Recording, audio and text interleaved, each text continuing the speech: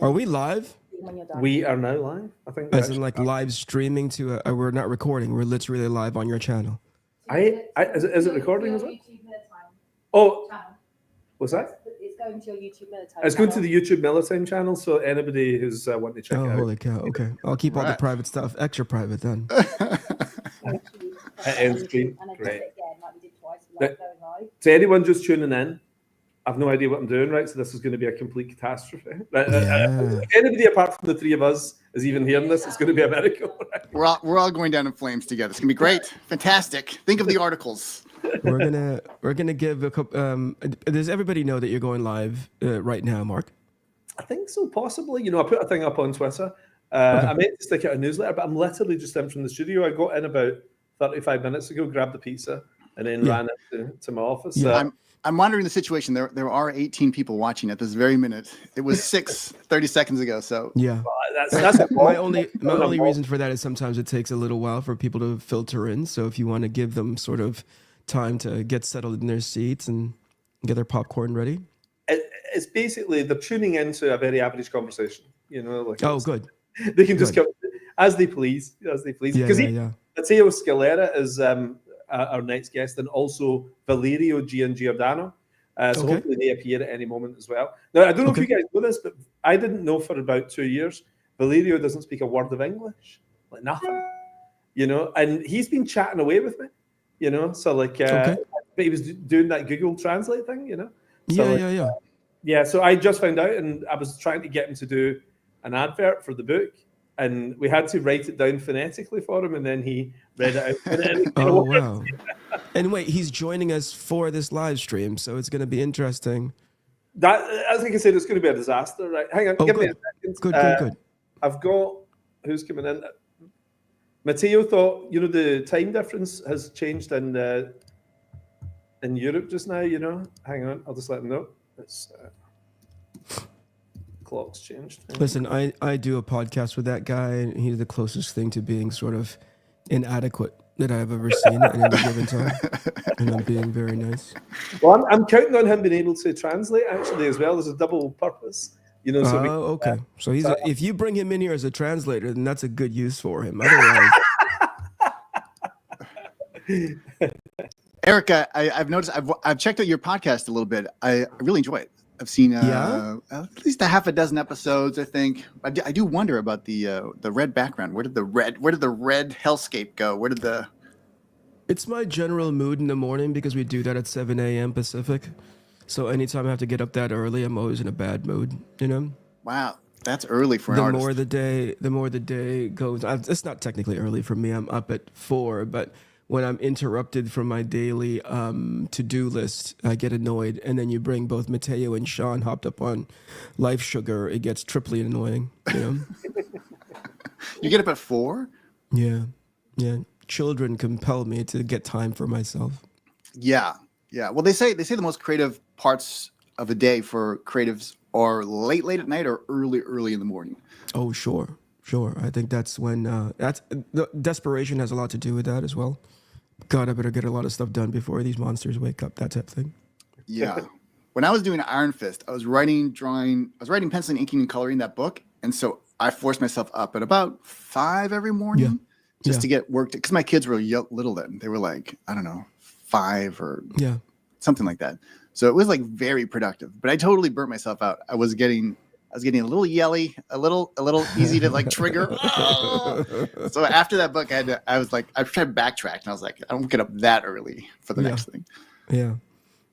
We want to welcome everybody in Mark's crowd about, parent talk. Thank you for showing up to our therapy session, everyone. This is the reality of making comics.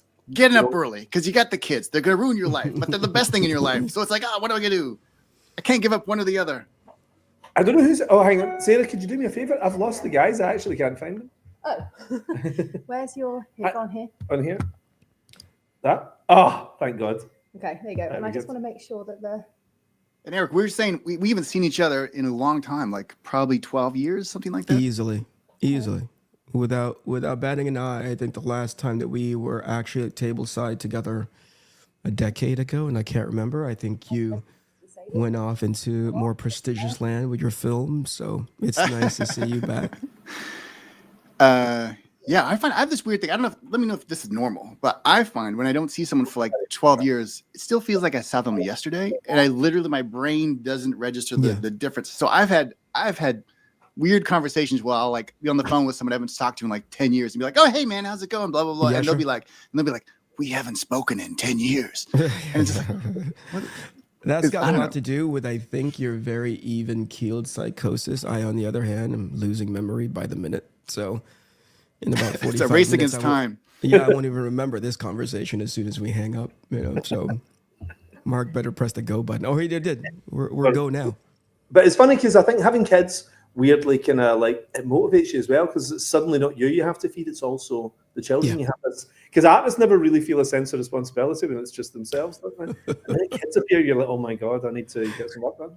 Yeah, I think it's got a lot to, for me anyway, it feeds into a lot into my time management and my overall sort of, they always say this, but for me, it didn't land until much later, in that the most valuable thing I have these days is time that's remaining to me. That sounds really morbid, but it really allows me to hyper focus on what am I going to spend my time as far as art is concerned. How am I prioritizing my time?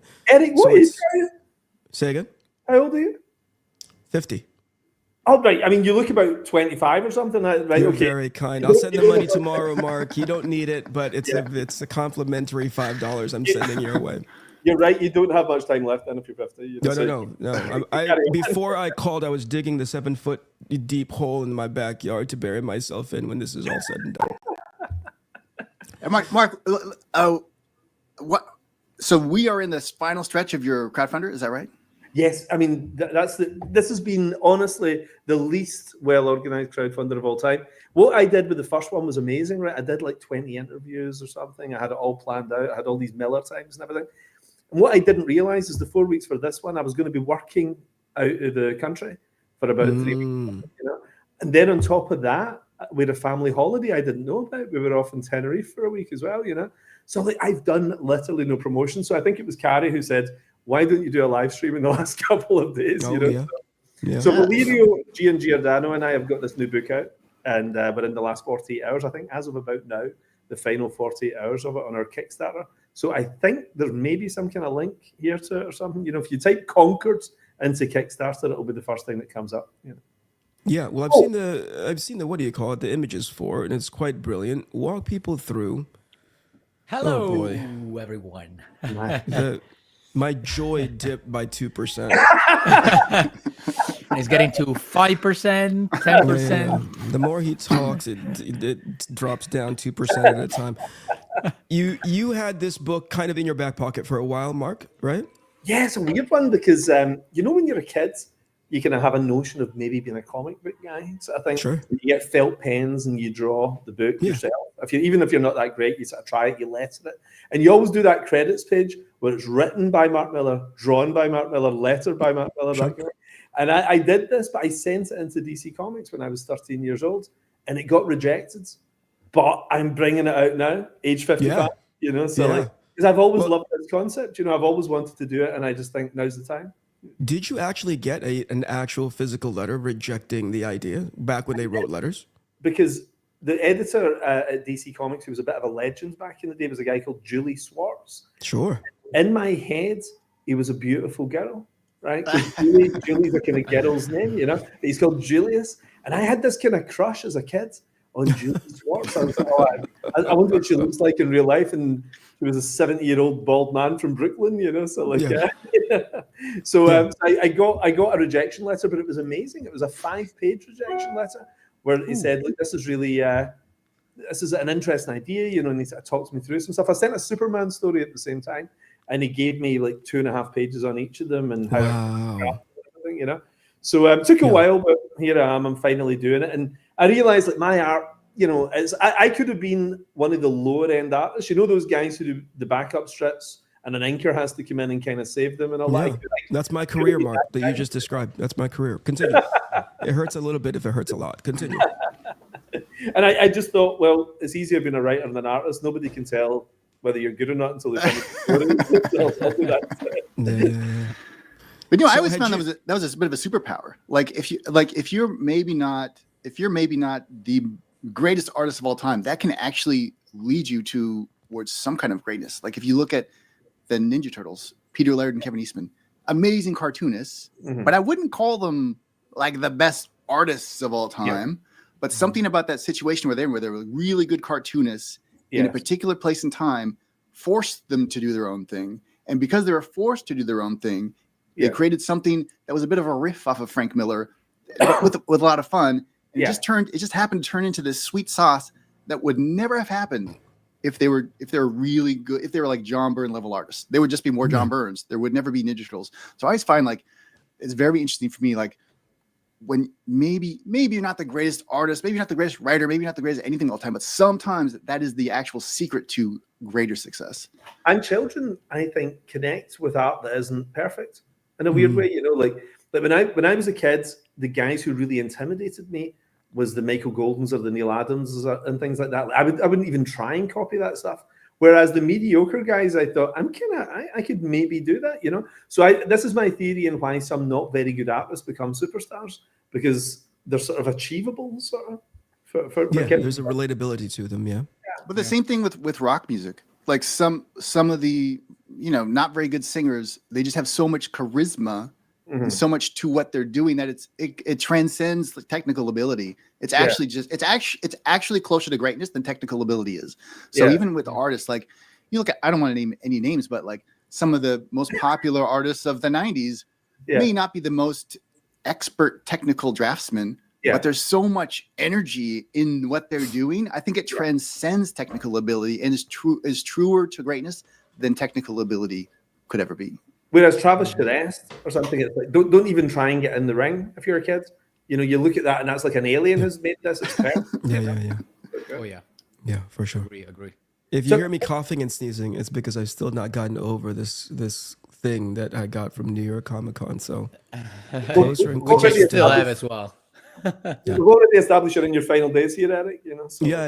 It's not helping that Mateo and I were just kind of smooching the entire weekend, and he passed whatever he had on to me. So there we go. Mark, you had this thing for a while, right? So what was the motivation to bring it, sort of like dust it off, take it out of the drawer, and say, hey, it's time to do this the right way?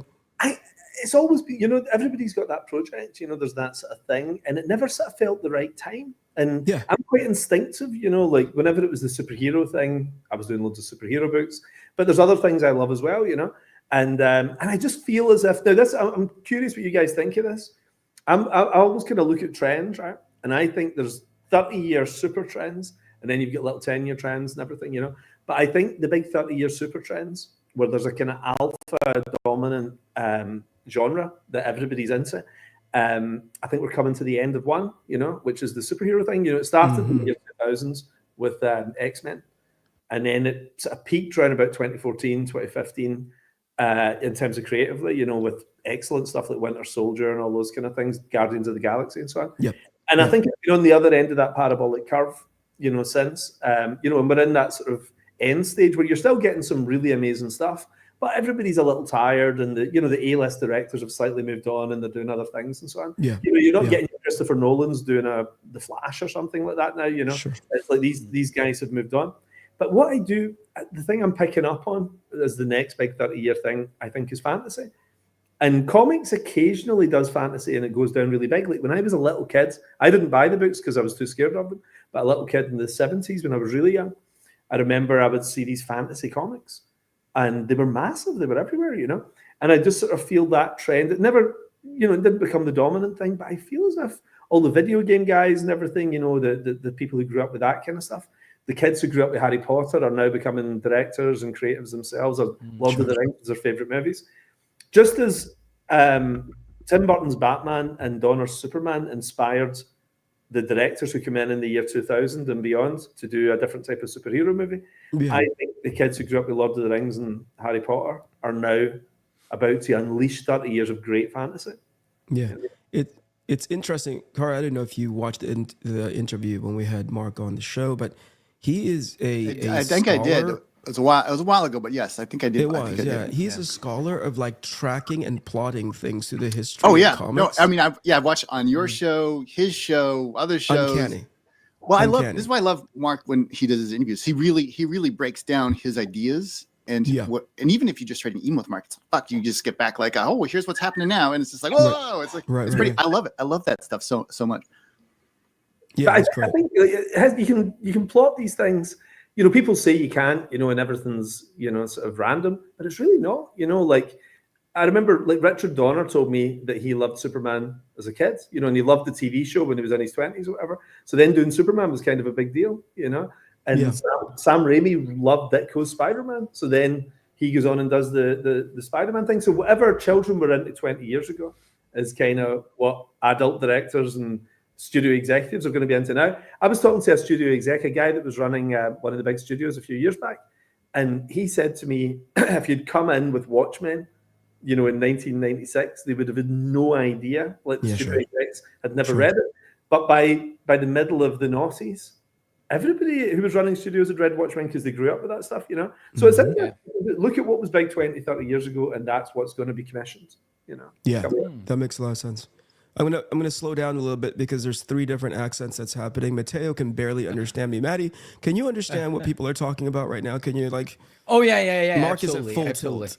Okay, I just have to get into because I was expecting this thing to be an hour from now, because of course I forgot that we changed the time by an hour like a few days ago. So I thought it was gonna be an hour. So I'm still like, who try to regain energy and getting in the right mood.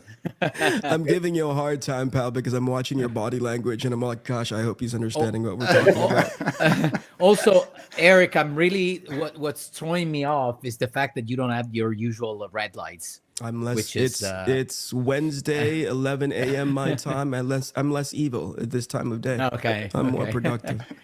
Matteo, we met in Italy, right? Oh yeah. Remember back when I was there for years and years ago. Yeah. No, that's probably about the time that I saw Eric last, or maybe even it was after the last time I saw Eric last. So good to see you again. It's been a while. Yeah, absolutely, man. Absolutely. How are you? Good. Doing good, man. Doing good. Awesome.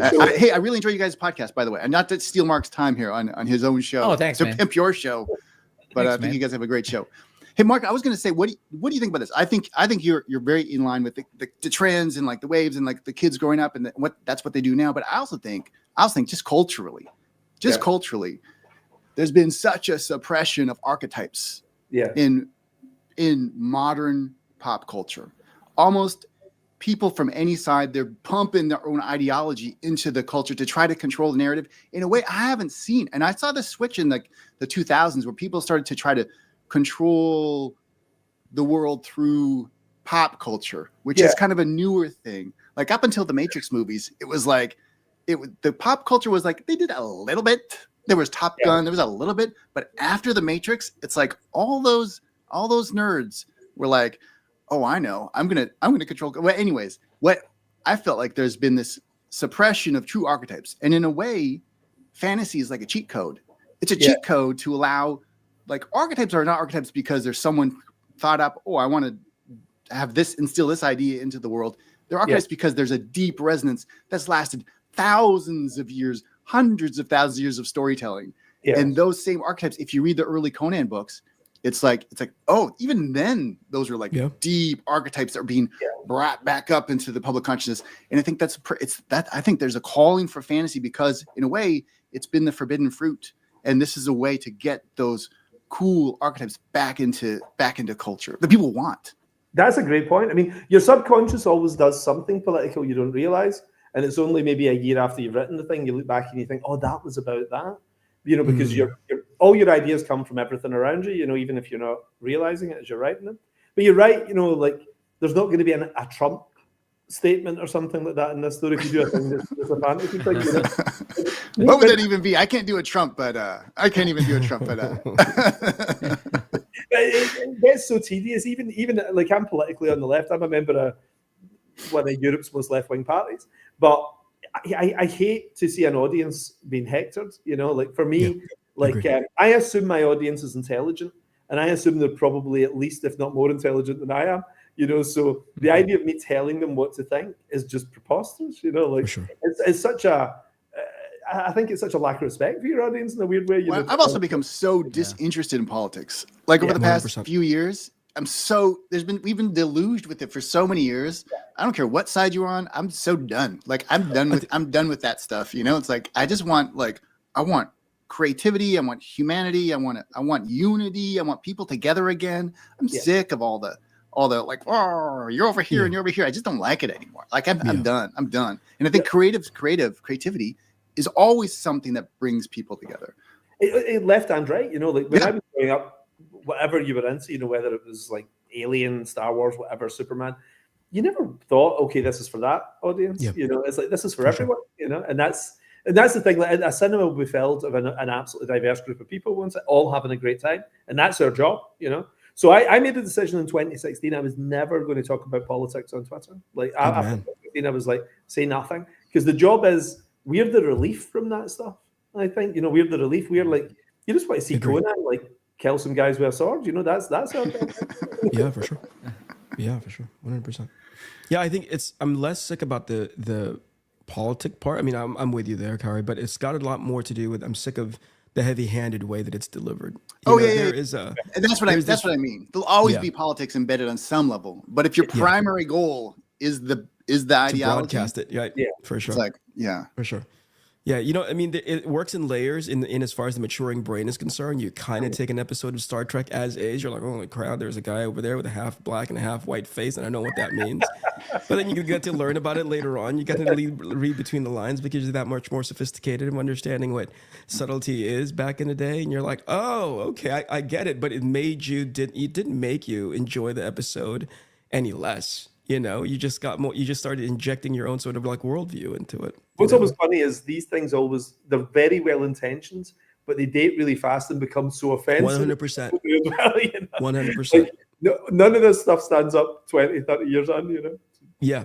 Yeah, I agree with you. And I was trying to think about what you said earlier in regards to like fantasy coming into cycles.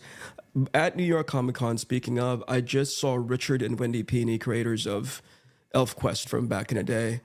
And how, you know, when I first read those books, you know, truth be told, I did it because a pretty girl at school told me, hey, this is my favorite comic book.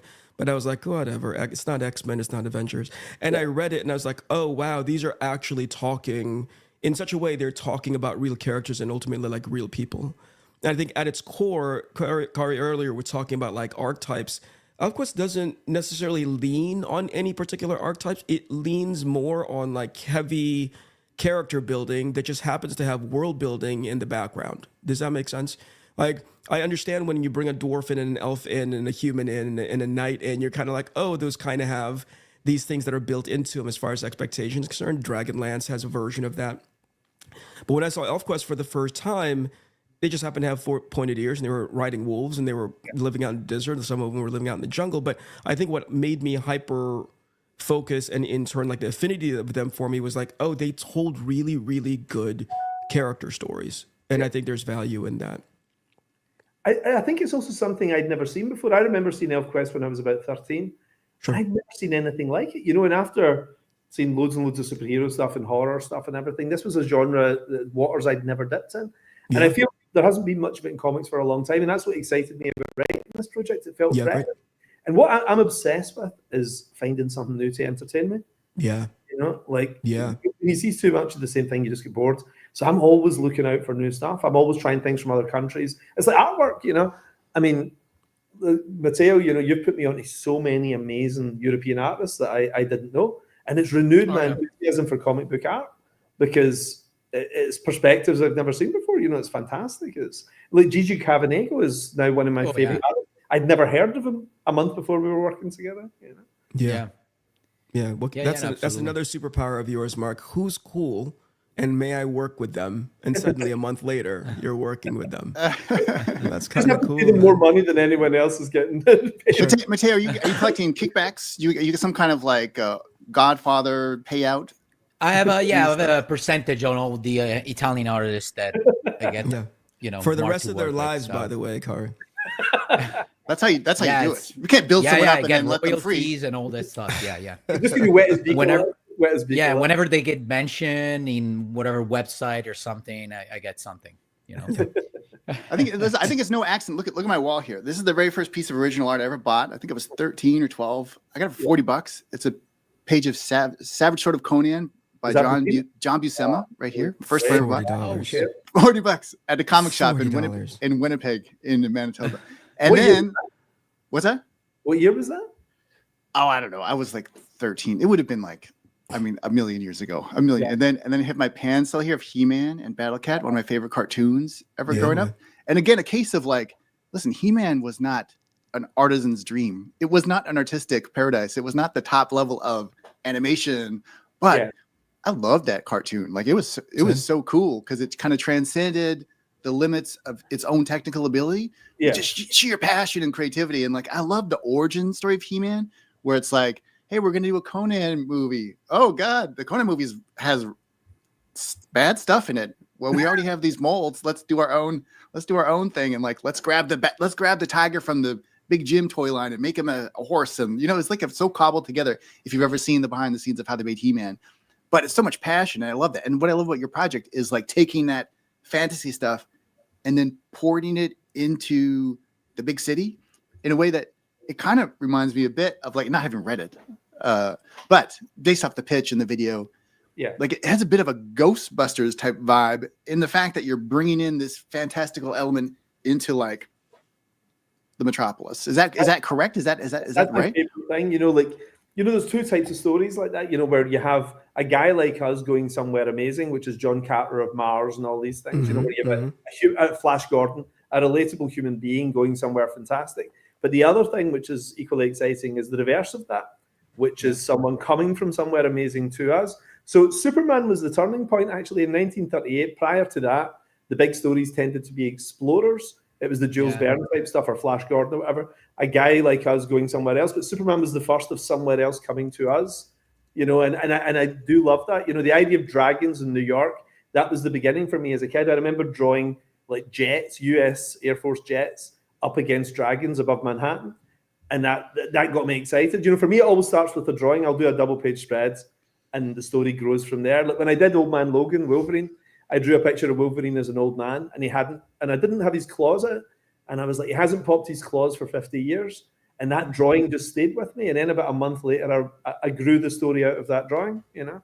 And for me, it always has to, especially in comic books, it has to start with the visual, I think. So when you say start with the visual, you're writing out the visual or you're doing a little sketch yourself? Yeah, I'll paint it, or, you know, I'll sit and I'll spend sometimes a week on it. You know, I'll just sit and color it and, you know, just refine it and draw. I mean, I never show any of them. You know, why haven't we ever seen any of these? Yeah, why haven't we seen any of that stuff, man? You know, I've got literally 100 sketch pads filled with all these things, you know, like Red Sun, you know. Okay, like, but the same question, why haven't we seen any of that stuff? Mark, we've seen Alan Moore's thumbnails, haven't we? I feel like we've seen those.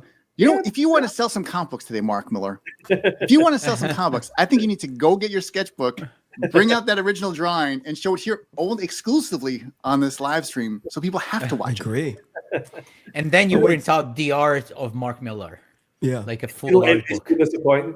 Imagine a $99 big hardcover that's just the crap I draw. You know, but, I mean, I was doing it, you know, and like there's such a level of skill when I see you guys. I don't know, did I ever tell you guys? I started off pitching my art to DC when I was 18 years old, and I went to a convention, and I didn't realize that comic books were drawn upscale, you know. And I went along with school note paper. It was maths paper, you know, the square maths paper with drawings of Batman and all that on it. And I was standing in line to meet Dick Giordano, who was in charge of DC Comics at the time. I got a bus down to London. And there was a guy standing in front of me that had a big leather-bound folder and beautifully inked pages and everything. And he was showing his samples. And I was like, okay, I'm going to be a writer. Like, I'm not even gonna, is that what didn't make you step out of the line? Can I tell you something? Like just as recently as 3 weeks ago, I asked Maddie, hey, how big are you drawing your pages for your current creator-owned project? And he says to size. And I said, bullshit. Forgive the cursing. But I said bullshit. And then he takes a photo of it and he puts his hand as a point of reference. And unless he's like a 10-foot giant, it is literally 1-to-1. Up to the comic size. So you're not doing, like, I guess back in the day, there was this ritual of doing everything like 3x up, 2x up. But nowadays, Maddie's drawing everything 1-to-1, and you can't tell just based on the fidelity and detail that he's putting into it. So it's quite brilliant. Yeah. Wow. Yeah. Yeah, even the Nemesis pages are 1-to-1. Like the original art is this big. Are you kidding? No, they're as big as a comic book. But are you drawing digitally? No. All all traditional. by hand. Yeah. I mean, the level of detail is insane in those panels.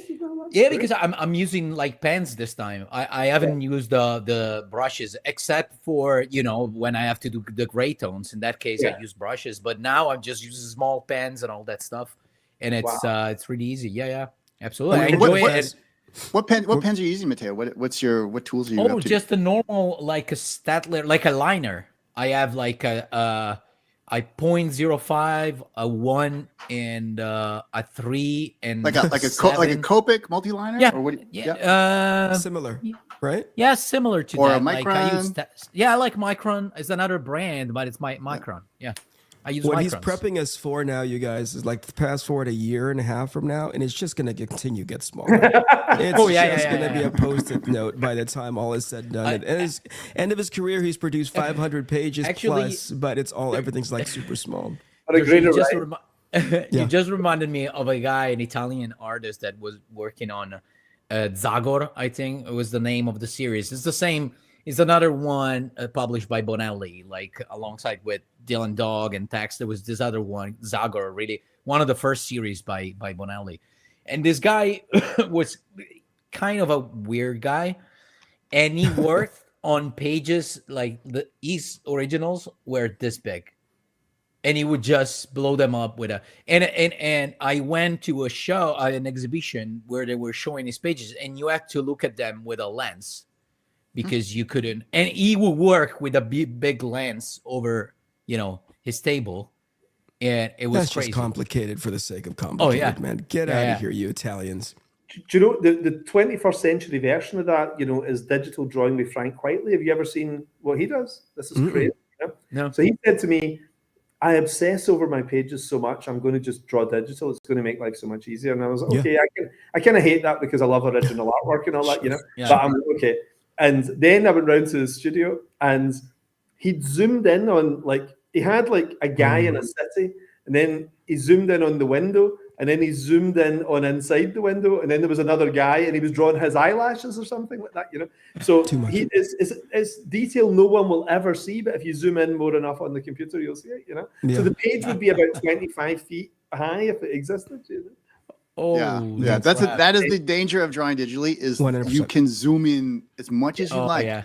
But like what I'm doing right now to offset is that I do my layouts digitally, my rough layouts, and then I print them out on paper.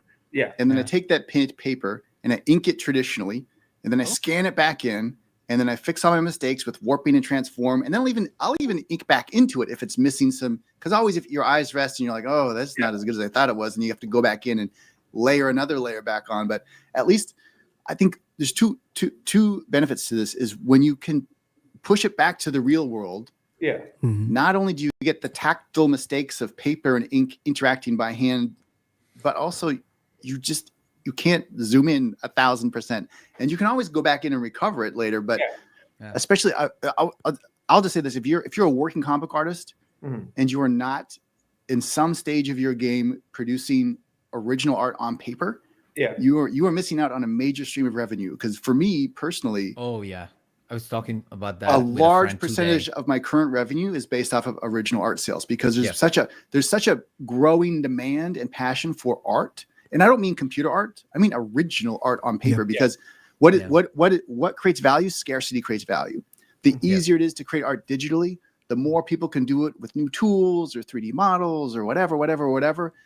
It creates a scarcity of people drawing or painting on paper, and that scarcity creates value. And if you're a working artist and you are not taking advantage of that value in your own work, what are you doing? What do you do? You can feed it back in digitally and spit it back out as much time as you want, but have something on paper you can sell. Because listen, the rates in this industry have not moved very much in the past 20 years, really. But the value of original art has skyrocketed.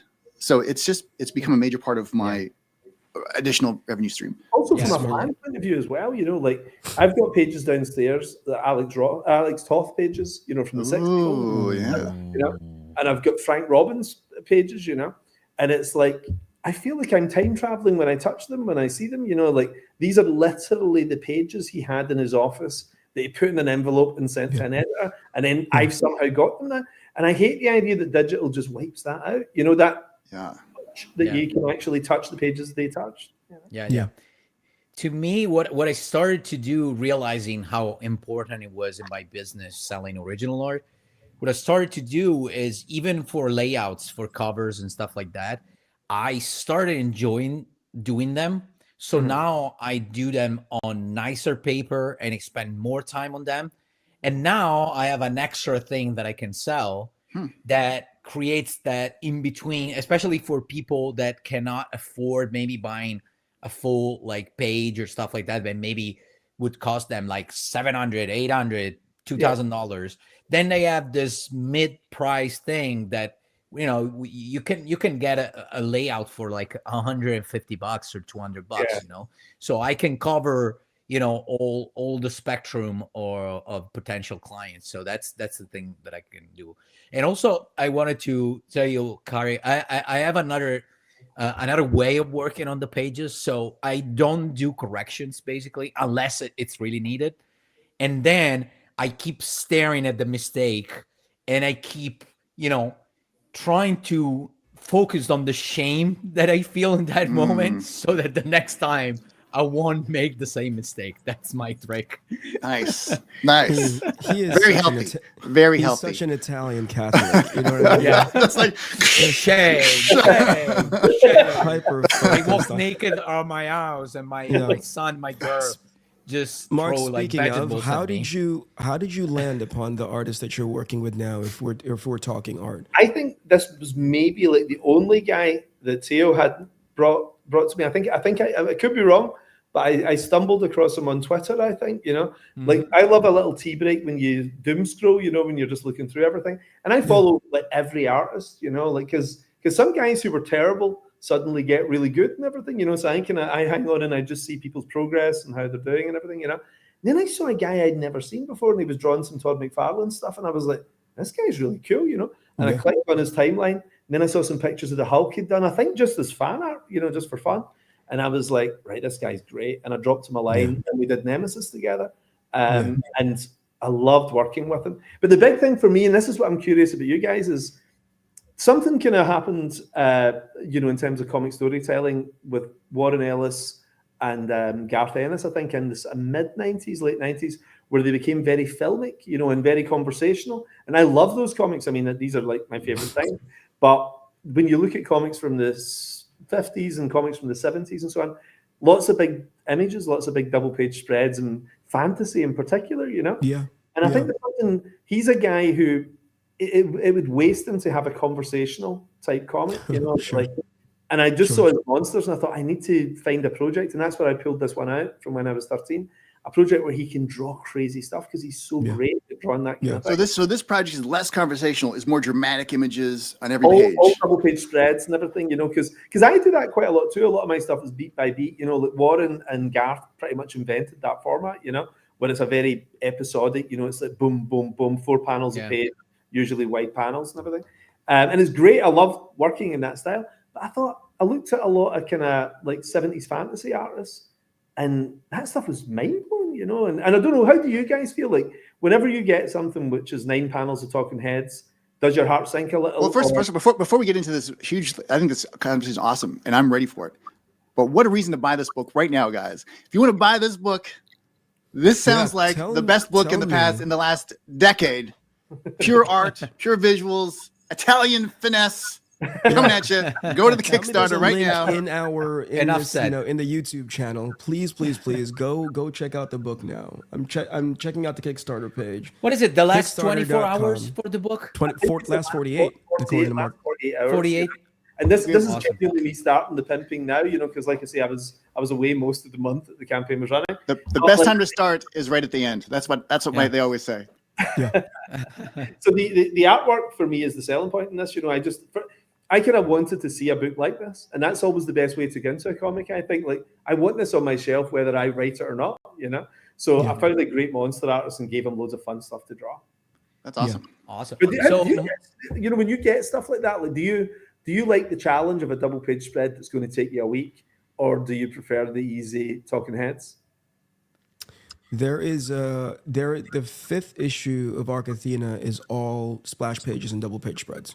Yeah. And that's by design, because it has to warrant it, right? You can't have two people walking through Chicago and have a bunch of double page spreads unless it becomes borderline masturbatory and just trying to capture the, snapshots of the city. I think it has to warrant it. And I think that goes hand in hand with kind of story that you're trying to tell, but also there's something needs to be said about just like understanding the medium that you're in, because it's not film, it's not television, it's comics. It's made, there's an opportunity there to really have people look at the page.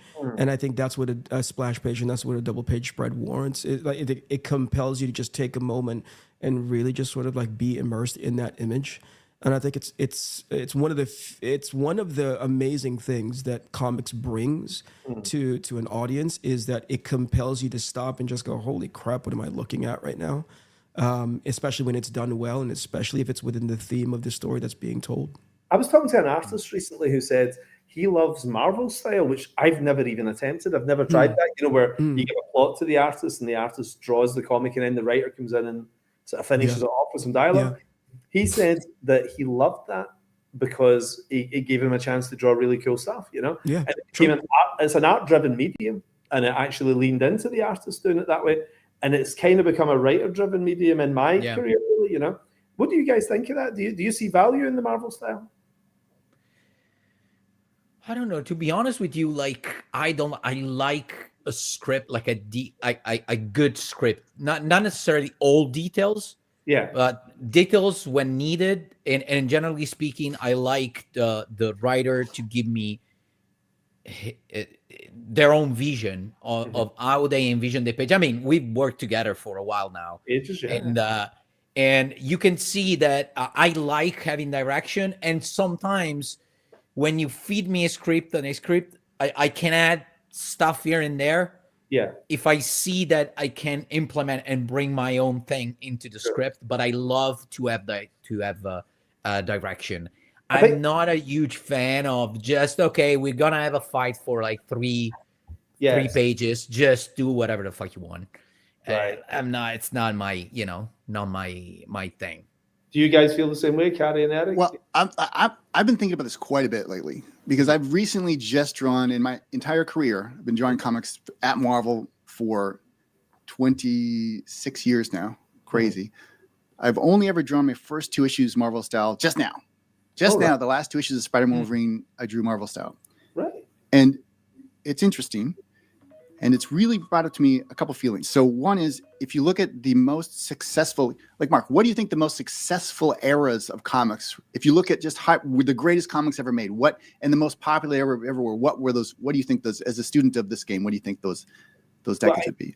I guess it was probably, in terms of hitting, there was big spike numbers in the 90s, early 90s, where things were hitting like Jim and Todd's books, like hitting in the millions.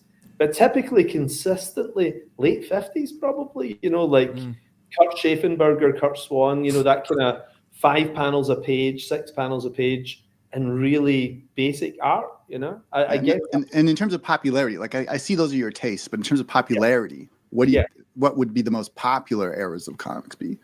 In terms of, those were certainly hitting the widest audience, but in terms of like what comics connoisseurs would love, it would be the 80s. It would have to be the 80s, probably like Millar, John Byrne, Michael Golden, and Adam. Possibly the 60s. Yeah, probably the 60s too. I don't know.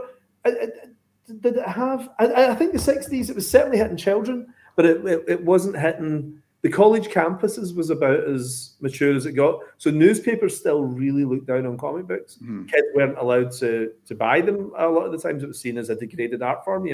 But it was kind of matured in the 80s, I guess, But yeah, the 60s too. I mean, I've really thought a lot about this lately, and I find it very interesting to me. In my point of view, I would say the 60s, 80s, and 90s are probably the high bars of comic books. Maybe that's only because I didn't grow up with the 50s comics. They were kind of like, in my mind, those DC 50s comics were a bit. I was more of a Marvel kid growing up, and those were a bit weird. I mean, like the superhero, Legion superhero, Superman stuff. But I find like those eras of comics, the 60s, the 80s, the 90s, I was unaware that in the 90s, Jim Lee and Rob Liefeld and Todd McFarlane were drawing Marvel style books, because when I broke in '99, I always broke in as like full scripts, always full scripts. And I think full scripts can be amazing if you're working with a visual writer like yourself or Alan Moore or whoever. You can tell when guys are like, they came in as artists and they ended up as writers.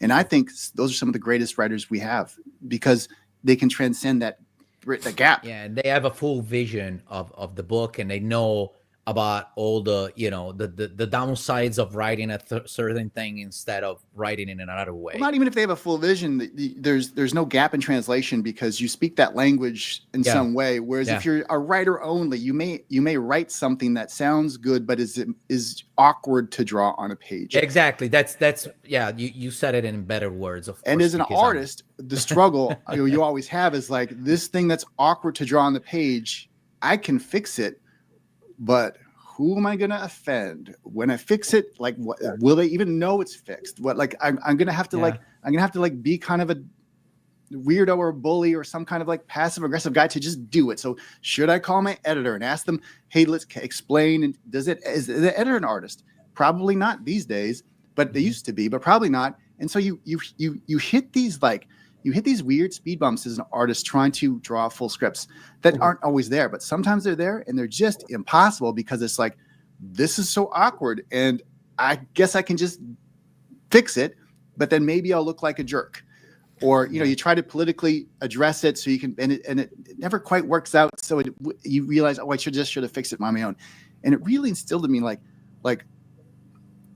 the difference between the greatest eras in comics happened to be Marvel style. The 60s, the 80s, the 90s happened to be Marvel style. You take this visual medium and you tell the story to the artist, and the artist tells the story back to you. That is, to me, that's pure comics. That is, you cannot get beyond that. And so I think there's a power in Marvel style that is unrecognized. And why is it unrecognized? Because in the 90s, those visual artists became so popular. They created this explosion and then this implosion of the whole industry. And in the debris, in the remains, stood the writer. And the writer was like, don't worry, guys, I got this now. And they start off with their full scripts and be like, come with me, other artists that didn't implode the industry, and follow my lead, and I'll drive the car. And not only will I drive the car, I'll tell you exactly where we're going to stop, exactly what gas we're going to get, exactly what snacks you're going to get. I'll tell you every minute of the day exactly what we're going to do. And at the time, it was like a relief for fans, because I think the fans were a little burnt out by the situation. But I think it started to create bad comics. And now, if you're a great writer, you're a great writer regardless. If you're Grant Morrison, you can't draw a brick, it doesn't matter. You're a great writer, and the great artists will keep up with you. But there is a thing that happens when artists are not allowed, or they're kind of pushed away from being storytellers. And when I'm doing my best work, even if I'm given a full script, I will reinterpret things. I never change things, but I'll reorder things. I'll reinterpret things. I'll push things. I'll create a splash page that isn't on the page. I'll push some panels this way and that way. When I worked with Warren Ellis, I think he knew, he gave me a bunch of splash pages. So I created a double splash page. I was like, okay, let's do this. So I think you, as an artist, you have to make that way for yourself. But I really think we've kind of at this end of a period, end of transition. And I think we're at the end of the period of full scripts. I think we're just at the I see it over the horizon. The full scripts aren't working for us anymore for the whole. I think, again, if you're a great writer, Mark, I'd love to draw one of your full scripts. I've drawn one before. They're great. They're fantastic. But again, I think you bridge that gap where some writers don't bridge the gap. And I think there will be a natural return to Marvel style in a way that we haven't seen before, because the results that it can create are so, like, if you look at history, the greatest comics in the world, Marvel style, 60s, 80s, 90s. And I think there's going to be a transition that's going to happen, and it will create great artists. Like Todd McFarlane didn't become Todd McFarlane drawing full scripts. Jim Lee didn't become Jim Lee drawing full scripts. John Byrne didn't become John Byrne drawing full scripts.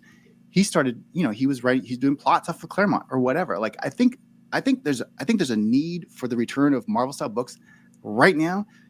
And I'll give it to you as an example. Like, when you're a screenwriter, if you try to write a script describing every shot in the final edit of the movie, you would be crazy. People would say, well, you're crazy. You're not acting this. You're not directing this. You're not filming this. You're not editing this. How can you do that it will come up with a bit of junk. So I think, again, not for every writer, because I think a lot of great artists, a lot of great writers write full scripts, but I think there's a vacuum of great comics that will be filled when those Marvel style storytelling programs reemerge in our field. And I think if there's a time to do it, it's right now, because I've never seen so many comics that are mid-level. And why? Great artists, great writers. Why are there so many mid-level comics? And I think it's because we've fallen into the full script trap.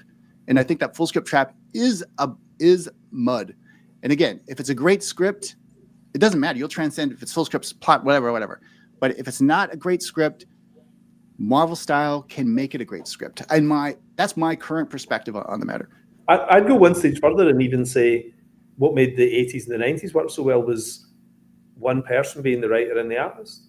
Because you've got an amazing, unique vision that comes through. And I mean, all the best comics of the 80s were done by writer artists, really. I can think of almost none that were writer artists.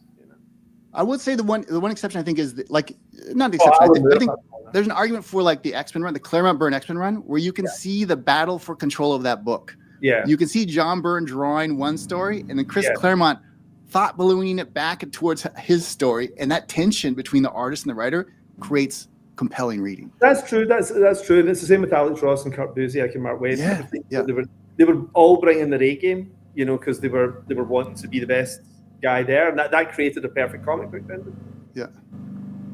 But again, amazing writing transcends. I'm talking about the mid-tier books. Yes. I think there's a place for full script books. There always have been. I think DC always wrote full script books back in the 50s when you loved those books so much. And I think full script books are obviously Watchmen, obviously some of the greatest comic books ever made are full script. But I do think there's a vacuum right now for that kind of Marvel style of storytelling. That's interesting. So I think it's two parts. Like having worked in the animation industry, right? The scripts would come out however many pages it was for a 21-minute show. There is a collective and obviously a foundational understanding that it's not going to be 100% exactly the script. They're guiding you generally towards a story, and then you get to pitch that back to the team to see if it still works. So it's a highly collaborative process. But I think the key thing that's missing right now is just the training. I couldn't, in full trust, say with the artists that you have now, go Marvel style, because some of them are not built for it. The Mateo's knee jerk into saying like, I appreciate it when a writer does enough work for X, Y, and Z, and I can be a contributory factor. Leaving somebody in an open paddock without any sort of like safety rails and because it's just not in their nature to be able to do that kind of stuff. They're number one, it's not been in their sort of like history of doing it. Number two, there's just no culture for it to understand. You must also be a great storyteller on top of being a good craftsman. I think when you don't vet for that and you're just looking at craft and not necessarily, or the drawing craft, not necessarily the storytelling craft, you'll run into instances where it's like, oh, this could potentially be just as suboptimal as if we kind of handheld them through things. I agree the excitement behind everything that you're saying, Kari, which is like, I want that to come back because you want to vet for those individuals, right? You want to say, hey, on top of being a great artist, you must also be an amazing storyteller that exists in this sort of like open paddock, and you can do what you want. We're all heading towards in a general direction. My concern, if you go whole hog right now without having like the upfront vetting process, I'd be like, oh my gosh, we're gonna have so many comics that are just like not to the exceptional things that you could cite from like back in the day, because those people were built that way. If that makes any sense, there was a culture that was built highlighting that particular skill and craft. Does that make sense? I moved into that space cautiously. Totally. But again, you said it, the culture built those guys. Yeah. And right now there's no building. So it's like, Sure. like so you're always going to start somewhere. I'll say the one thing I like about full scripts is I do like, because when I draw, I am acting. I'm not just drawing pictures. I am like emotionally inhabiting any character on the page in a conversation. And to me, the greatest benefit of a full script is I can beat by beat do emotional character-based acting. Not just like random talking heads, but like actual performance. You can really craft a performance. And so, if you're doing a Marvel style, you still have to have that performance, but you're kind of hoping the writer will like catch on to what you're trying to do with the with the pantomime. That's what worries me about it. You know, For sure. I'd almost rather see the artist just write it himself, because when the writer is only half, he's 1 foot in, it feels like he's doing a jigsaw, isn't it? You know, like, and especially if subtle nuance is important in panel 3 that then is referred back to in panel 5 and everything, you know, you're going to get lost, aren't you? If it's 2 different people guessing what the other's going to do, you know. Mm-hmm. Yeah, I mean, I think you can make that argument. I don't know. There must be some kind of new way to do it, because I think that performance-based acting is so important, especially in today's storytelling. But if you're trapping the artist in this cage, and not letting them like go full wolf, 100%. Yeah. There's got to be some kind of hybrid. Maybe it's a hybrid. If the caveat there being if they had the capacity of being able to go full wolf, you know what I mean? Like if they are built specifically as a mechanism to go execute on full script, it's going to be so difficult for them because, again, they're built a different way. Yeah. Working with directors in animation, there's this guy I used to work with, you know, for the longest time. His name is Sam Liu. I remember the storyboard artists that came out from under him and eventually became directors and producers of their own in different productions. I remember the early conversations whenever he would break down script and hand it out to his storyboard artist team is, here's the context and here's the subtext. And that to me was the most powerful way of looking at scenes is because I'm like, okay, I understand what needs to happen, at least on the surface level when it comes to like action, but this is why it's happening, right? Like, and if you can infuse the why as it's at a foundation, the physical stuff, like the big things, the big action stuff, ultimately just helps to complement it, but it's almost like negligible if they mess it up. But the subtext is so much more important to me because that's the stuff that gets rooted into how you're reading that dialogue, or in the case of animation, how you're hearing the dialogue. Yeah, that's the same with, I mean, directing actors in film or TV. Yeah. You can't, you know, you never direct the text. The text is the text. It's the words they say. You can't, if you tell the actor, say it more angry, these are angry words. It's like you will get the shittiest performance in the world. But the text, I mean, sorry, the subtext. That's where the performance is. Like if you have two actors and you're like, I don't know what the words are, but if you feel like to the one actor, it's like you are humiliating this person right now. Now I know what to do. It's not just getting louder. Yeah, it's like I'm gonna dig. I'm gonna dig, and I'm gonna find that point of weakness. I'm gonna claw it down. And if you say to the other person, you're not just like getting beat up. You're trying to protect that person because you love them. Yeah. Well, now you have an actor humiliating someone who's trying to protect them from themselves and protect the relationship. And now you have the magic and the fire. And a great actor will bring that to the day. For sure. They'll show up with that work. And you won't even have to have that conversation. That speaks towards what you were talking about earlier, which is what's the nice go between, you know, between like full script and like, here's what Marvel style is doing. I think if there's a way in which you can come up with a process, you know, some kind of ritual that you go, here are the bullet points, but understand here's the subtext and here's the context, because the bullet points is the context, right? But the subtext of the scenes that you're about to draw is everything that you just mentioned right now: humiliation, protection them because they love them. And if there's a way that you can kind of work that in there, I think anybody with a half a decent understanding of their craft of not just drawing but obviously acting will succeed in that space. I think they'll thrive. Why do you think a great script will have that embodied in it? Like I remember, Mark, when the first time I drew a script of yours was an Ultimate X-Men back in the day. I don't know. I remember there's a scene on the park bench of like Jean and Scott, and I don't remember what they were saying. I don't remember what it was about. I don't remember what they were doing there, but I remember reading that script and I was like, oh, this is awesome. Whatever that moment was, it was like, oh, I get it. Like this is the beat, and it was just them sitting. I think it was a park bench. I don't know. My memory is a long time, 5 years ago. Yeah, but like, how do you communicate, or do you just do it intuitively, or do you have specific strategies you do to communicate to the artist? Because I think, again, your advantage is you wanted to become an artist, and so you have that instinct in you already, so there's no translation gap. Like, is there anything you specifically do to your artists? And we haven't worked together forever, but there's some kind of techniques you do to communicate to your artists? I think I never worry about it once I've actually selected who's going to be the person who draws it, you know, because I pick somebody for a particular skill set. You know, there's guys like Matteo who can do anything, you know, but then there's some other guys who are really brilliant at some things and struggle with other things, you know. So I think about that before they're even hired, you know, and then I can just relax, and it's almost conversational. Like in all the years Matteo and I have worked together, I don't think we've ever had a kind of okay, we've got a problem here. This isn't working. It seems very straightforward, doesn't it? It's very. Yeah. The only, I think, which is not even a problem, like Here it comes. So that day, you remember There's January just one thing that 26th, and no, it was just, for example, with Nemesis, there was a moment at the beginning when we were doing all the covers. I already had all the scripts, so at first we got rid of all the covers before starting to work on the actual pages. And in my head, I was taking a direction that more like, because Nemesis, for example, when McNiven was doing it, was really serious and evil. Then you can have, fun dialogues and stuff in there, but just the fact alone how he draws, it was a really serious evil character in that case.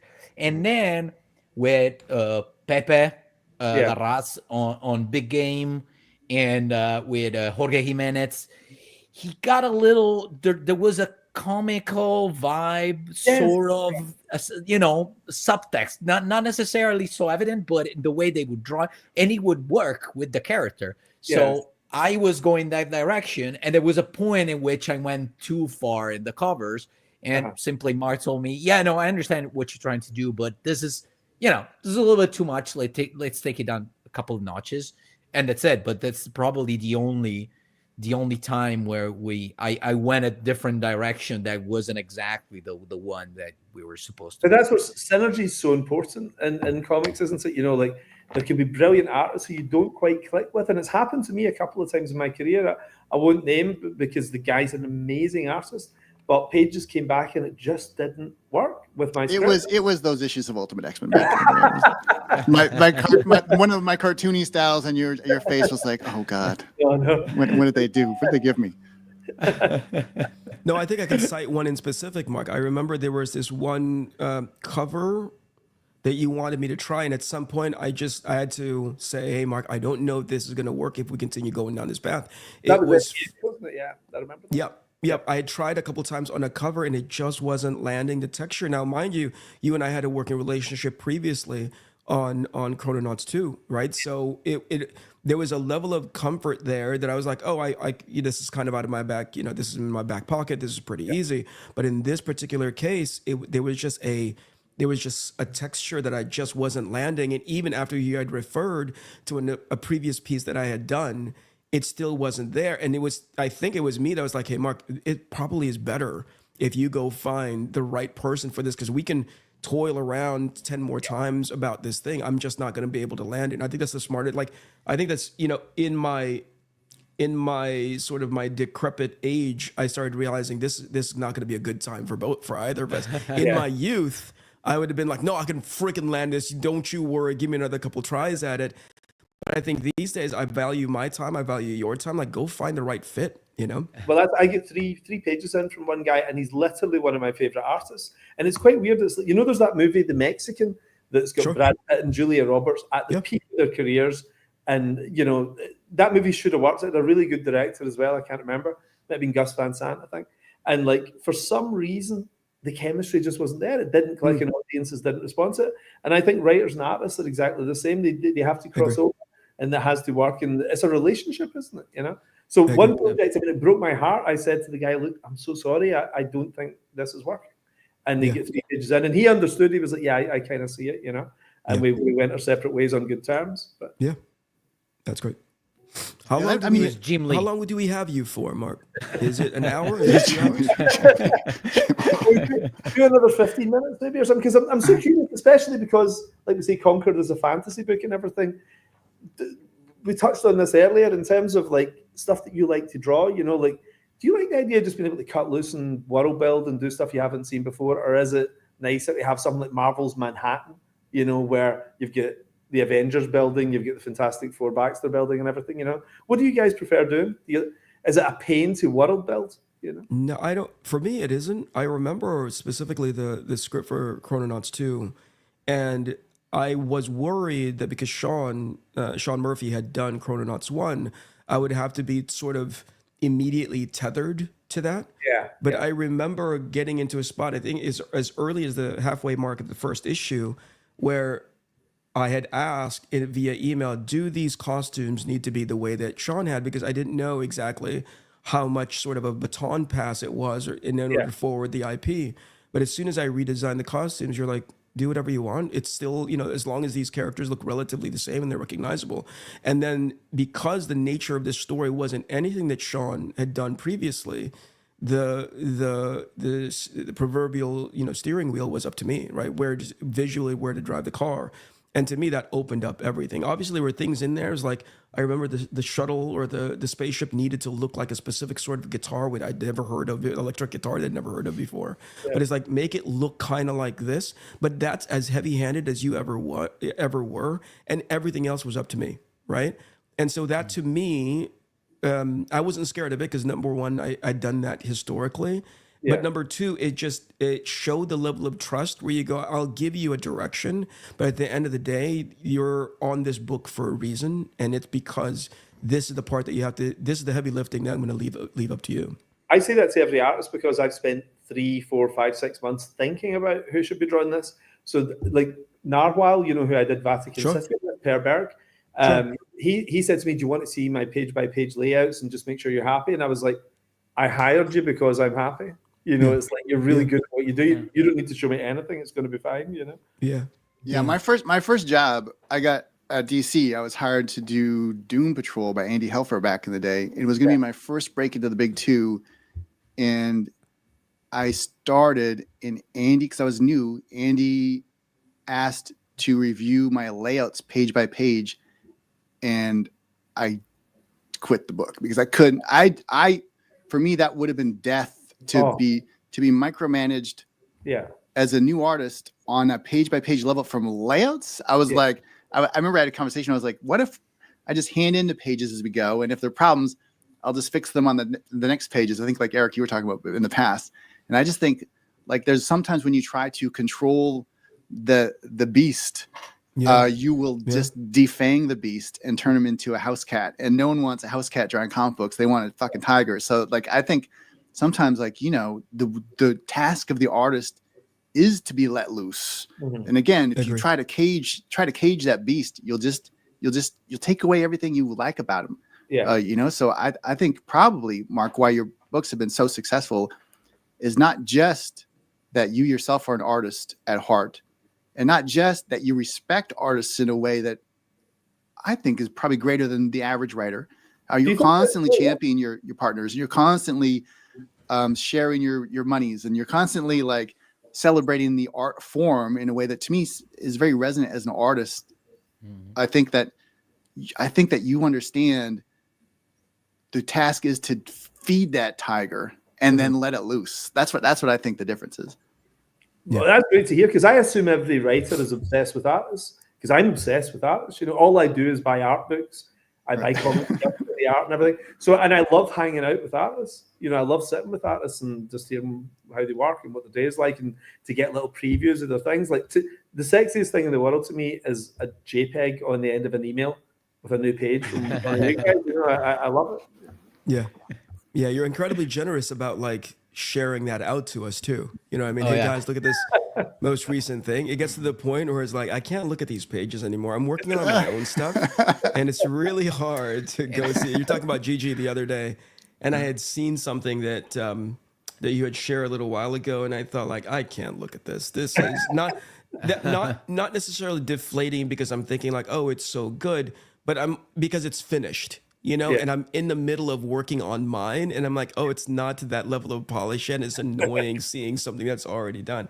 Also, I want to double tap on something. Did Gary said like, oh, you share, like you pay your artists really well. Did you guys get paid? Because Mark didn't pay me in anything. Like, I think he paid me in Burger King coupons when we were working with each other. Well, to me, it was great. It was like coupons. $50 a page, which I think, pretty good. That's good, right? Okay. I think that's high. $50. I just wanted to check with you guys. Yeah. That's DC and Marvel. That's DC and Marvel right now. That $50 a page. We're getting close. Yeah. $50 a page is actually some publishers' rates. Like I remember running to that rate when I was like, as this kind of a newer publisher showed up on the scene, and they were paying like some foreign labor $50 a page for finished pages, and it was like, is this even like? how do you even find someone that will draw for that level? But I mean, if you're, I would have when I first broke in, I would have drawn for $50 a page just to kind of get in the game, you know. But at a certain level, you need at least 60 to survive. Oh yeah, yeah. So yeah. When I started out, you know, it was about maybe I've got this moon shadow here. Like it was a book maybe about this kind of size, right? It was these little Scottish comics, and they were sold in England too, but the publishing house was in Scotland, and you got $1,000 for writing the book, and the book was 100 pages, and you got $2,000 for drawing the whole book. You know, absolutely. So crazy. it's $10, $10 for the writer and 20 for the. And they sold 100,000 copies we used to sell. You know? Mateo, that's because drawing is twice the work of writing. If I don't know if you in my head, I was like, well, they're still paying the artist double than the writer, so they're pretty respectful. It's still a win for the artist. And Mark, what was your process with this book, with Conquered, with how do I say it? Valerio? Yeah, I have to say it. Valerio. You know, I talk to so many Italians now. I can say it so fast. It's Valerio Giordano. You know, so like. He's an absolute genius, you know. So like again, it was one of those things where I just trusted him. So I thought before I did the book, who's a guy that could draw this kind of stuff? He was the man that was perfect for it, and I've just let him run with it. He sends layouts. I don't even look at them, you know, because I just want to see the finished art, and I don't want to say something that's going to cripple his enthusiasm, because I think I've seen so many editors destroy people, you know. I've seen them destroy writers and I've seen them destroy artists by trying to homogenize them and make them like somebody else, you know. And what's great about somebody is their own thing, isn't it? You know, that's what makes an artist who he is. So I just say fantastic, don't even look at it, and then I pour over the page once the finished page comes in, and I just enjoy it. Yeah. Well, by the way, speaking of that, there's nothing worse than getting a wrong note from an editor. Yeah. Like it happened to me 2 or 3 times. Where the note was wrong. Like I'm not technically wrong. And in my head, I completely lost any kind of respect for the editor. And since then, the comic book has been, but doing the book was just, so, I didn't like doing the book anymore. What was the note? Like what kind of note would that be? It was kind of like, I mean, there was a gesture that was related to a phrase in the dialogue. Yeah. But they probably, while the writer was writing the script, they mismatched the two things. So now the dialogue referred to that gesture was in another, in a different panel. So I noticed that, and then I drew the layouts, and I said, so we either have to move this dialogue here because this gesture doesn't match the next dialogue that matches this one. And they're like, no, we'd rather you follow the script and do it the way it is. And I'm like, dude, I noticed a mistake, which it's fine. Everybody makes mistakes. I'm not, but I noticed it. So I'm kind of saving your ass here. And you're just, no, do the wrong thing. Was this a new editor? I mean, I don't want to, give. Don't say anything, Maddie. Also, who was keep in mind, this is the point in Mateo's career. It was early too. It was like 3 issues into this new book. Like this is his like prima donna era. You know what I mean? Like, hey, I'm from Italy. We have good wine. Please don't tell me what to do. I'll tell you how to do your job. My worst experience with an editor like that was when I was 27. And it's before I had my big break. I was 30 when The Authority happened, and then I broke into Marvel and everything. But I did an issue of Justice League. It was a really good issue, right, when I was 27. And this guy was kind of a bully, and you don't really get editors, as far as I hear, like this anymore, but he messed with people, just like he was quite an unkind guy sometimes. And I was just keen for work, and I was delighted. I'd written this script fast, and it worked out really well, which is always a good sign. I wrote it in 3 days. And he said to me, Millar, this is a great script. I love it, and I was great. He says, but there's just one point here that doesn't make sense. And he said, I'd like you to rewrite this panel. And I said to him, no, that makes perfect sense because it ties in with something later. If you look, it doubles back here. And he was so angry that his one note had been wrong, right? And he actually went silent on the phone. And I was like, okay, this is weird, right? And then he said, I'm looking at the script, Millar. He says, and I think it's really screwed up. I think you have to rewrite the whole thing. Based on that's vindictive. And he says, I'll tell you what, I'll rewrite it. Okay, so like, let's just leave it at that. And he hung up, right? And I was like, who is this editor, Mark? Do you know what I want? Let's name names. Listen, 10 more backers. Mark's going to tell us who this editor was.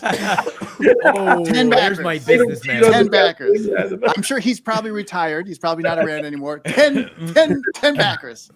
And he did this kind of thing with a few other people I'd said.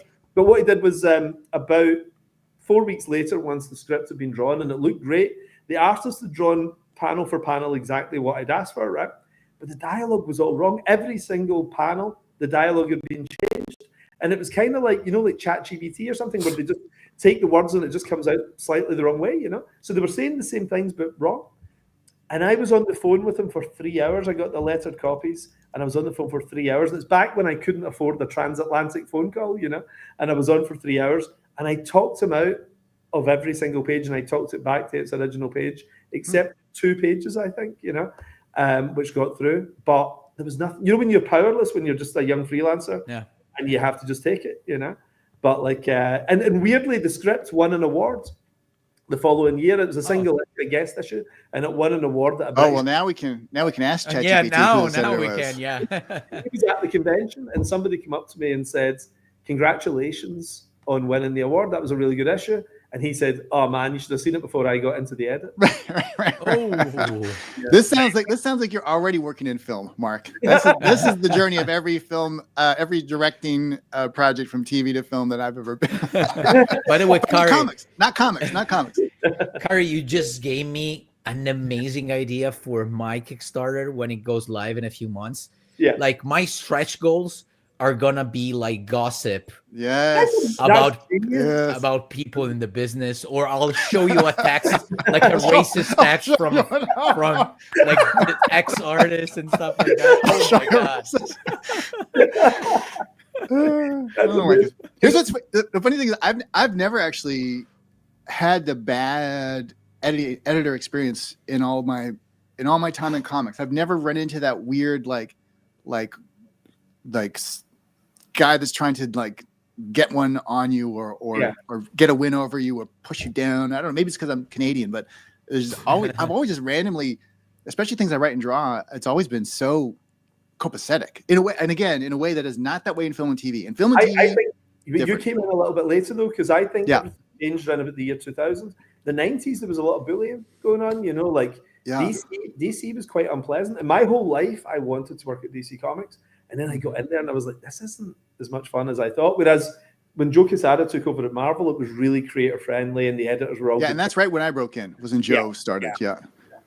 It was interesting though, Mike, like that energy though, in the 90s, the greatest money era in comics, I think for audience size, because again, you can make the argument that when they were mass distributed in newsstands, they were actually much more sold. But in the 90s, when it was like just the money, when comic creators were becoming millionaires, that weird energy, it's funny that that's associated with some tyrant editors as well. Like maybe that battle between creatives and tyrants. The timing is a little different actually, because I came in at the end of the 90s and things were bad. The industry was really struggling in the 90s. So the editors started to micromanage, thinking they could make things better. Whereas the first half of the 90s, the creators were ruling supreme. Right, and they were feeding the tigers in the early 90s, and you came in when the tigers were being caged. Absolutely. Right, and then when I came in, if I was being told when I was sending or showing samples that there wouldn't be comics in 5 years and you should be drawing video games, that's when I came in. Do you know? I'm loving this tier idea. Because we tried to come up with some fun tiers for Concord, for this book, and I like the idea of doing really limited runs, like tiny runs of a cover. So there was one that's just 10 copies printed with this cover. Wow. Are those still available? I think they're all sold out. I think all those 10 went. I think then we did one that was 3 covers. That's 3 issues for one cover. And then are those still available? I think there's one of them available. So there's one available copy of 3 in the world. Yes, 3 in the world. So you will but then there's an even rarer one, the Royal Edition, where we only do one printing. Ooh, one that's awesome. comic.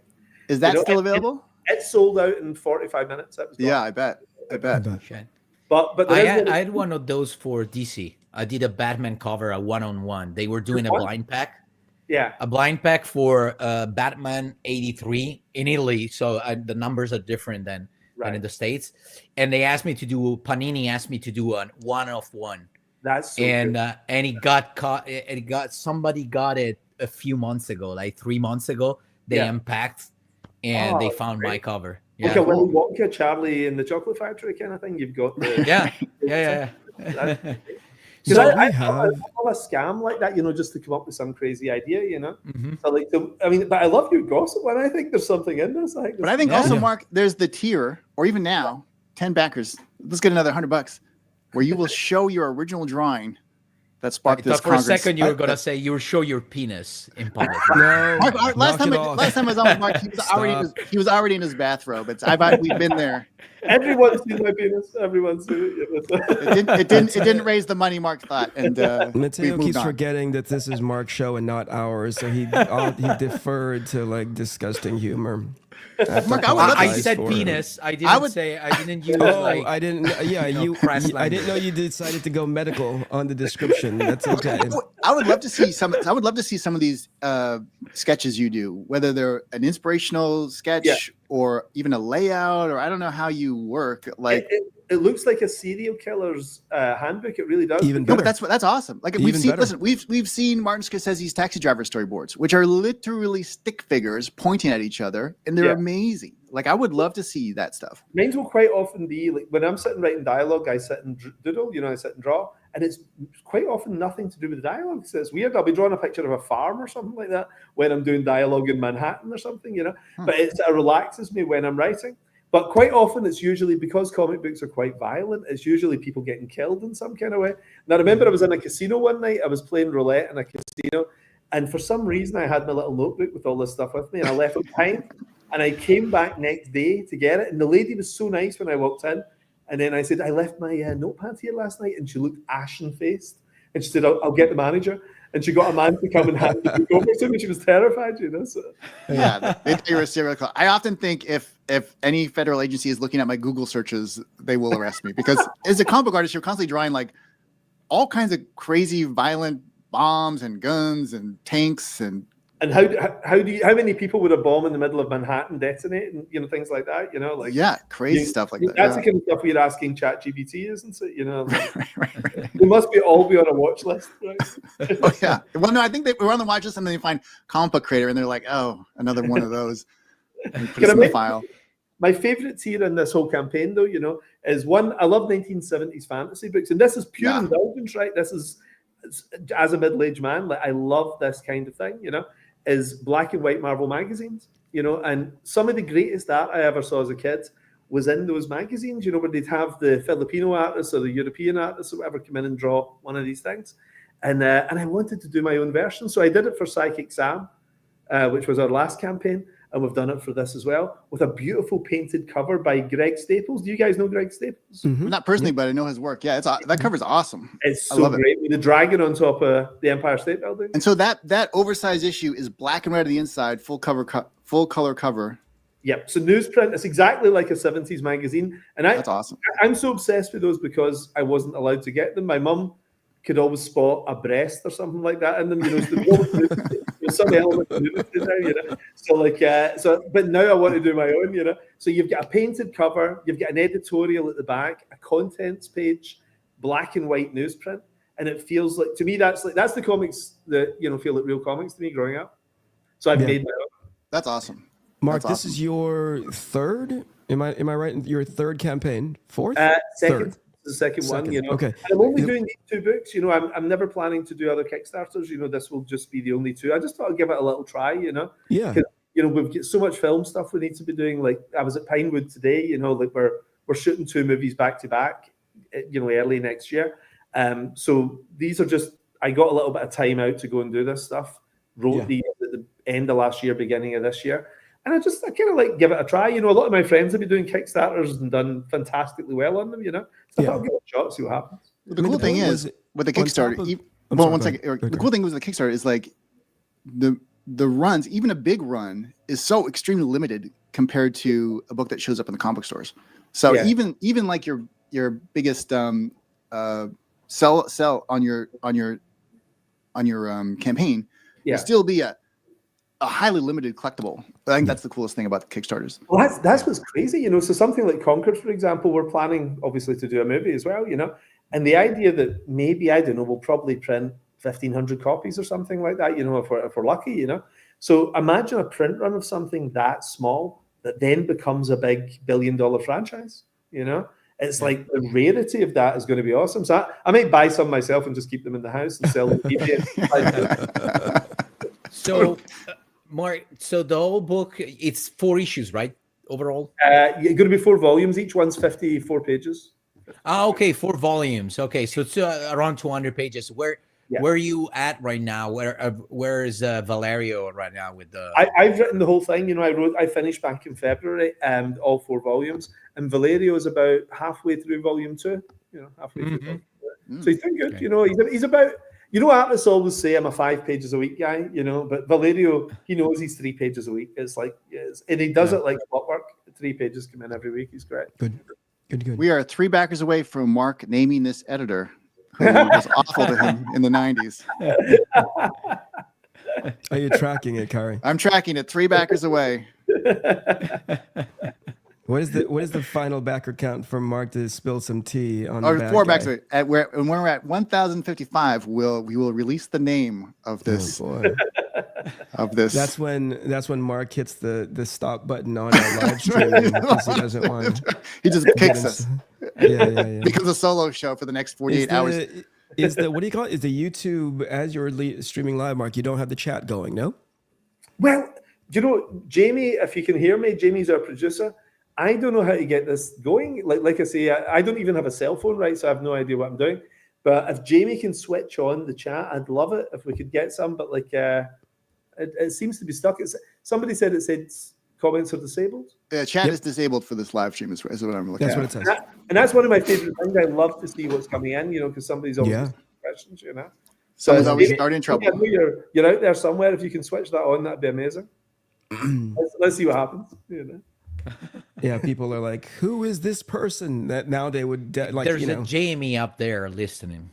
Yeah. It's a Mark. Here's a question I have. So, for like, where do you like? I know when you're a student of the game, which I really appreciate. I mean, I love the comic creators that love comics. Yeah. Whether that's Rob Liefeld or yourself, guys who just like love, like me, love from childhood. I respect guys that found comics later in life and like, oh, I didn't really want to draw comics and I stumbled into it and now I really have a nice job. I respect that, but I love the guys that love the comics that I like. I grew up like I was reading comics before I could read words. I just immersed in comics my whole life. I will never stop making comics no matter what happens in my life because I just love that energy so much. And I also love the guys like yourself and Rob who are really focused on the analytics of the industry. Yeah. So here's a question I have because I've been wrestling with this. It's been so interesting to see Rob do the Whatnot first window, like a film. Now it's Windows. Whatnot chat first is enabled, by the way. Sorry to interrupt. Sorry, but we should do another 15 minutes and see what we get. But anyway, sorry, you were saying. So Whatnot? Rob Liefeld, get in the chat. Yeah. So he's distributed as like windows. So your first window, like in a film, your first window is theatrical, and then it goes to whatever pay-per-view, TV, traditionally, whatever DVD, whatever, blah, blah, blah. But in comics, he's doing with Youngblood the Whatnot window that came out to buyers months ago. Now he's doing the second window, traditional comic book stores, or I guess the second window, it's traditional comic book stores. Third window would be a trade. Like I'm obsessed with this. Like, what's the new distribution model? Because people still love comics. And when my kids, they don't go to the comic store, but they read manga. They love the idea of comics. When people find comics randomly in the real world, they are drawn towards them. But we have so few stores now. Yeah. Like I barely have a store where I live. It's very small. I didn't even know it was there for 5 years. Now I go there. But like, what's your prediction for? Because I see potential. Like, if you could do I don't know what the order is, but a Whatnot, a Kickstarter, an LCS, an eBay or Patreon, and then some kind of free stream that has not yet been created, like a Comixology or something that hasn't been made yet.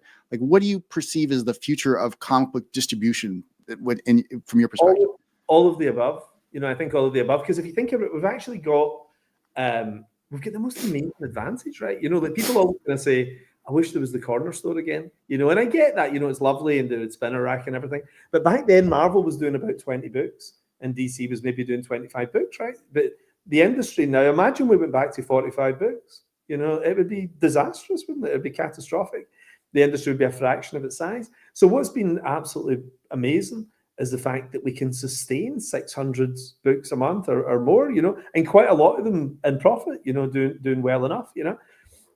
But we can also, you know, we might not have the corner store anymore, but we can actually deliver a comic to your door now, you know, like through Amazon or whatever, or a mail order thing that you've got going with the retailer or direct to the creator themselves, you know.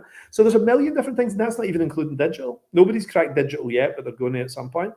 So I've noticed that whenever there's a comic boom, it's bigger than the previous boom in terms of money coming in for the companies.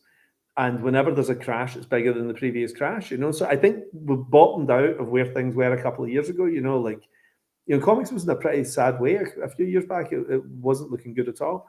But I think it's turned a corner. DC Comics in particular, you know, have really turned a corner and they're coming back super strong, I think, you know. And that's the beginning. It's a long, slow process. I was talking to Jeanette Kahn, who used to be president of DC Comics a few months back, and she said it took years to recover, you know, like from the DC implosion. And we think of it as fast, but things were bad in 1976, and they didn't really start turning around until about 1983. You know, I mean, it took a while before this ship turned. And I think we're just in that slow recovery process right now. And I think we're going to have the best times ever coming up because comics are going to be adapted in so many different ways as well. You know, so if you create something that's a 4-issue series, it can be, for the creators themselves, it's incredible. You can have toys, you can have games, you can have movies, TV shows from 4 issues, something that might just be a couple of months' work for you, you know, tens of millions of dollars for the creators. And that would have been unthinkable in what we would call boom times before, where guys maybe get a few $100,000 for selling millions of copies. What's interesting, what's interesting is like you see the collapse of the superhero marketplace in terms of cinema, and it's not a true collapse, but it's like a softening, a hard softening. At the same time, you see this spike and explosion in anime, in Chainsaw Man and Demon Slayer. Like my kids are hungry for that stuff, but they are not hungry for the superhero stuff because the superhero stuff, it's like they found a route and they just stayed in it, and culture moved on and it kind of left them behind. They weren't renewing the energy of the superhero movies in a way that, like, now these anime movies are popping up and there's so much energy to them. They're so new and fresh and exciting. It's so crazy. Like for my kids, which are like 15 or 14, 12 and 9, it's like they're totally in. Even if they're maybe not, you know, they wanted to see Superman, but it wasn't like a must see. But like, you know, I'm taking my kids to see Chainsaw Man right away because they must see it in the theater, you know? Yeah. Well, every generation has its own thing. Like I've talked about this before, but like I was in Disneyland last year with the children, and I was talking to the family beside us at breakfast, and there was a kid who I was just making chat with. He was beside me. He was about 10, 11 or something. And I said, are you into the Marvel movies? Are you going to go to some of the Marvel events here? And he went, no, that's my dad's thing. And I said, are you not into Marvel? He went, Marvel's kind of before I was born. And I was like, what? And I realized that Endgame was the end of a 20-year journey. Yeah, that was the spike, right? Yeah, that was the end, really, you know. So this kid was 5 whenever the post-Endgame movies started, you know, and it put it into perspective for me, you know. Like my dad liked Tarzan and the Lone Ranger. I liked Star Wars and Superman. My kids like Marvel, you know. So like these things only usually last about one generation. It's kind of weird if pop culture goes on for a couple of generations. It actually is a sign that your culture it's static if you're into the same pop culture for 5 decades, you know. So I think it's actually, I know we talk about this a lot, but I think it's a healthy thing to have these old things fail and have new things then can come in and replace them. I'm excited by Chainsaw Man. It's one of the few manga things I've read, but like I really like it because it's unlike anything I've ever seen before. And as a consumer, that's what I want, something fresh. Well, I could see a book like Conquered, like that. You probably already have, and knowing you probably already have some big live action thing already lined up. But like a book like Conquered could totally be like, maybe why you're at Penwood Studios today, I don't know. But a book like Conquered could totally be an anime style explosion movie out of nowhere, new things you haven't seen before, like boom, like just blow up culture, like, you know, like I think that's the kind of energy that I want to see in my stuff right now. And even if you're like, I still love the superhero stuff. I think it was exciting to see X-Men 97 do that a little bit.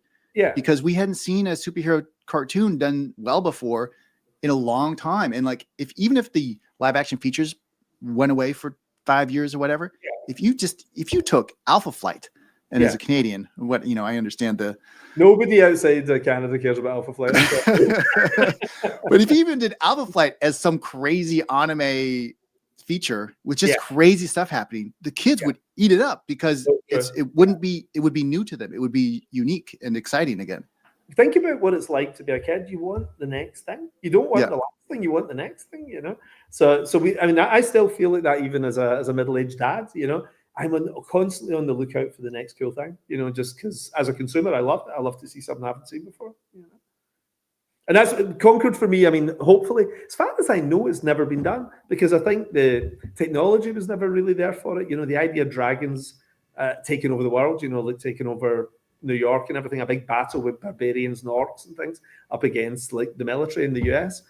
I think there was a movie called Reign of Fire that had a little bit of that, but this was back in the early noughties, I think, in the budgets, just and the technology wasn't there for it. Now we can do this, no problem.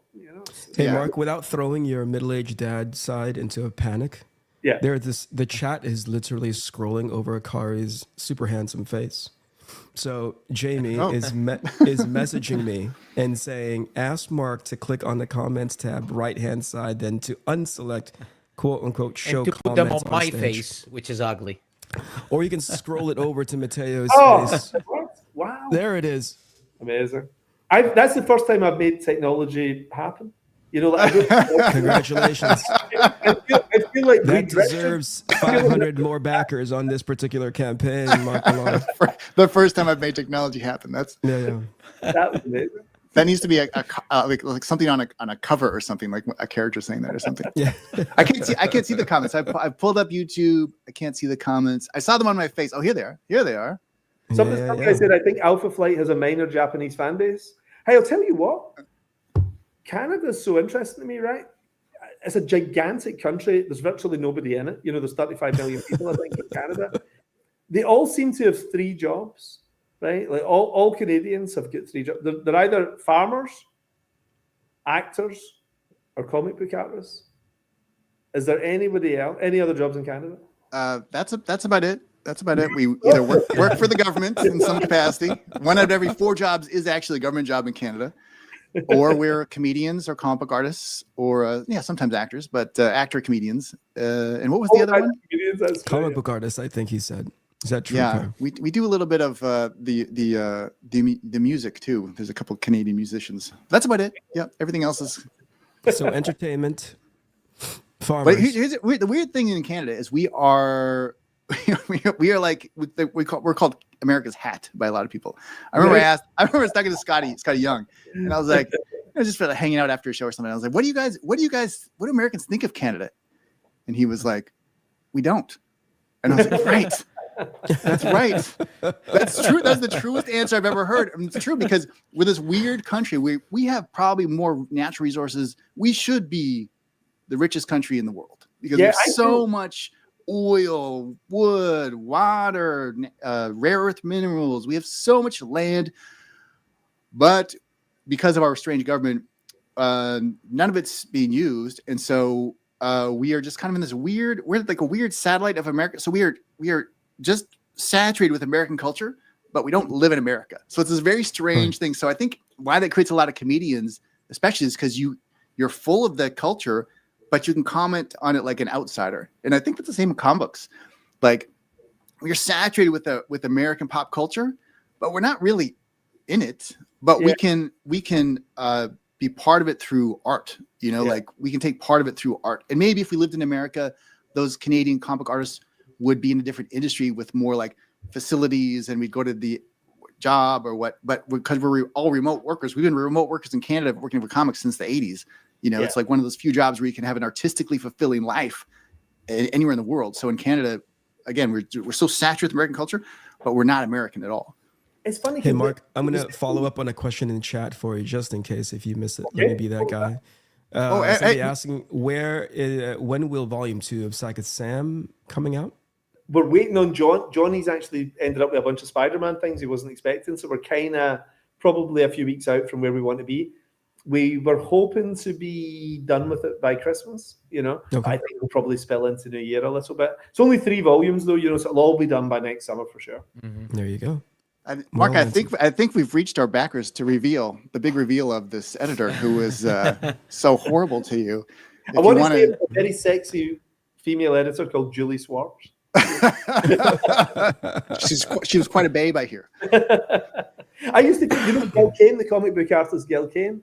I thought that was Gil Kane, and I had this fantasy idea of this beautiful artist who drew Green Lantern. This speaks towards more your fantasy side, Mark, than anything else. As part of this fantasy in your fantasy book, Conquered. Yeah. Is there a voluptuous Gil Kane in the Conquered? It's only as you've said it. Fantasy books used to always have kind of nudity and sex scenes and everything. I'm telling you, archetypes. These are archetypes that we still react to that are only allowed in fantasy at the moment. And I haven't done enough. I'm actually going to make sure volume 2, I'm going to talk to Valerio about this, gets some nudity, gets a little bit because I don't think there's enough now. You heard it here first, folks. That's why exclusive news. I'll get a painted cover with some some semi-nudity at least. Yeah. Barbarians and babes used to be mainstream culture. When Conan was the movie, it was 100%. Yeah. It was everywhere. And, we had that all went away. It all got packed away in a box. And then, every now and then gets let out a little bit. Game of Thrones, a little bit. Oh, we can let that have a huge success and then we gotta put you back in the box.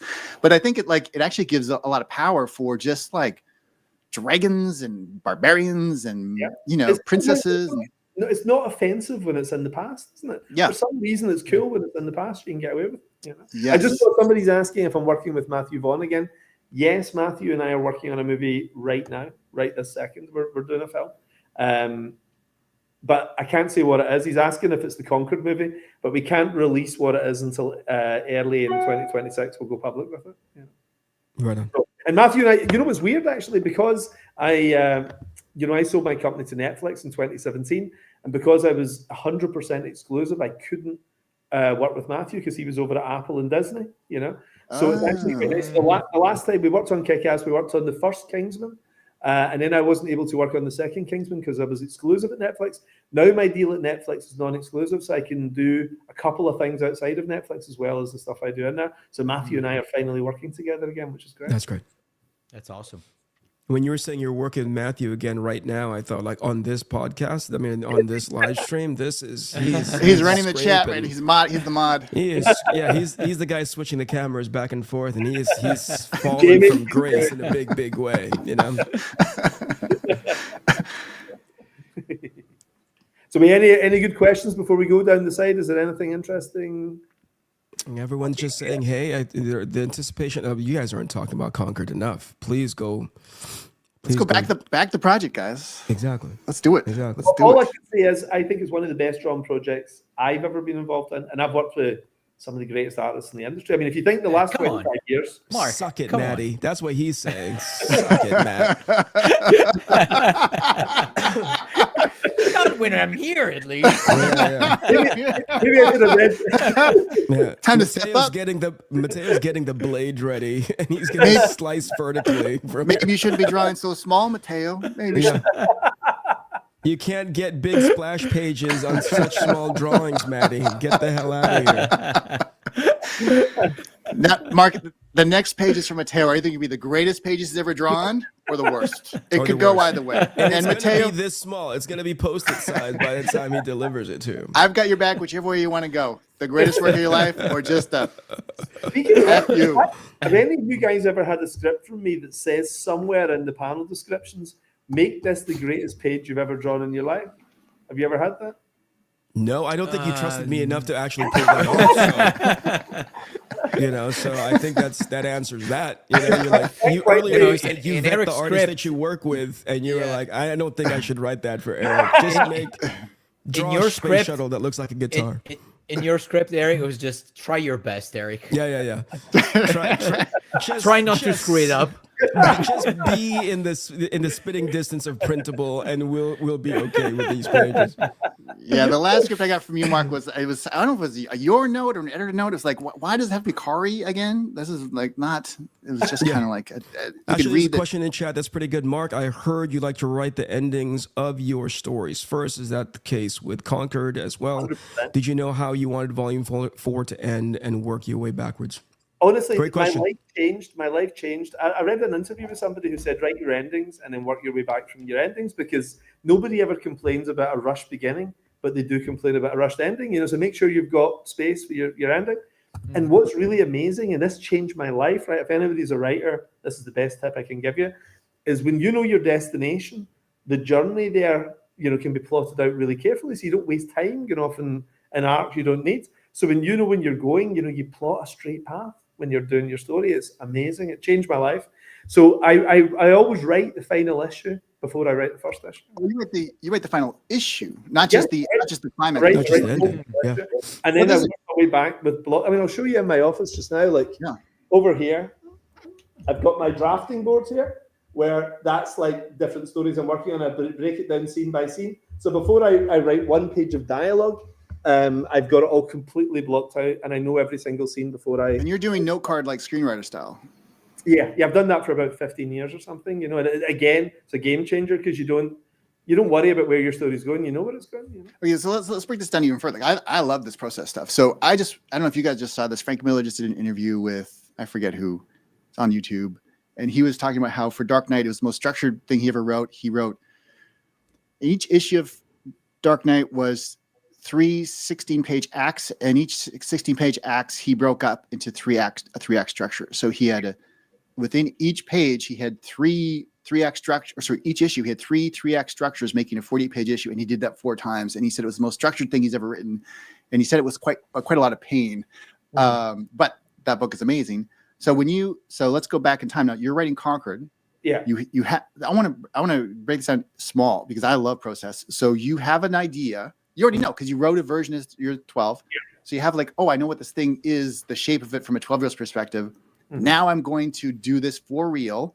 What's the first thing you do? Is it reevaluate the tone, or is it jump straight to the last issue, or is it to rethink your characters, or when you wrote this comic specifically? Yeah. What were the specific tasks that you gave yourself to start?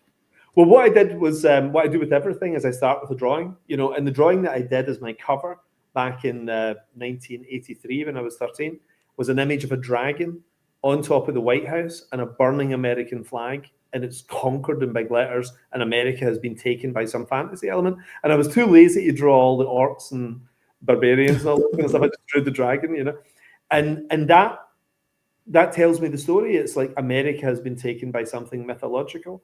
And I knew that was the beginning of the story in some sense. How did it get to that point? I didn't know yet. Where does it go from there? I didn't know. So then what I started doing was putting myself into that world. And I'll maybe do between 4 and 8 drawings, quite detailed drawings or paintings sometimes as well. And what they become is scenes. Mark, you have to show these. Yeah, you have to show these drawings. This, man. Oh, I mean, sometimes they can be that size. They can be tiny little. Yeah, but you have to show it. Again, Scorsese stick figure storyboards.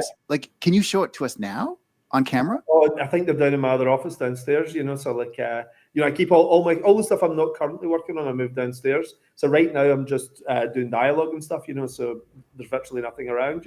So you're drawing 6 to 8 images. Now this is interesting, because this sounds a bit like Kubrick. When Kubrick did his writing, eight big moments. He would often start with 6 to 8 key images. Yeah, there just could be whatever. He's going to figure out how they connect later.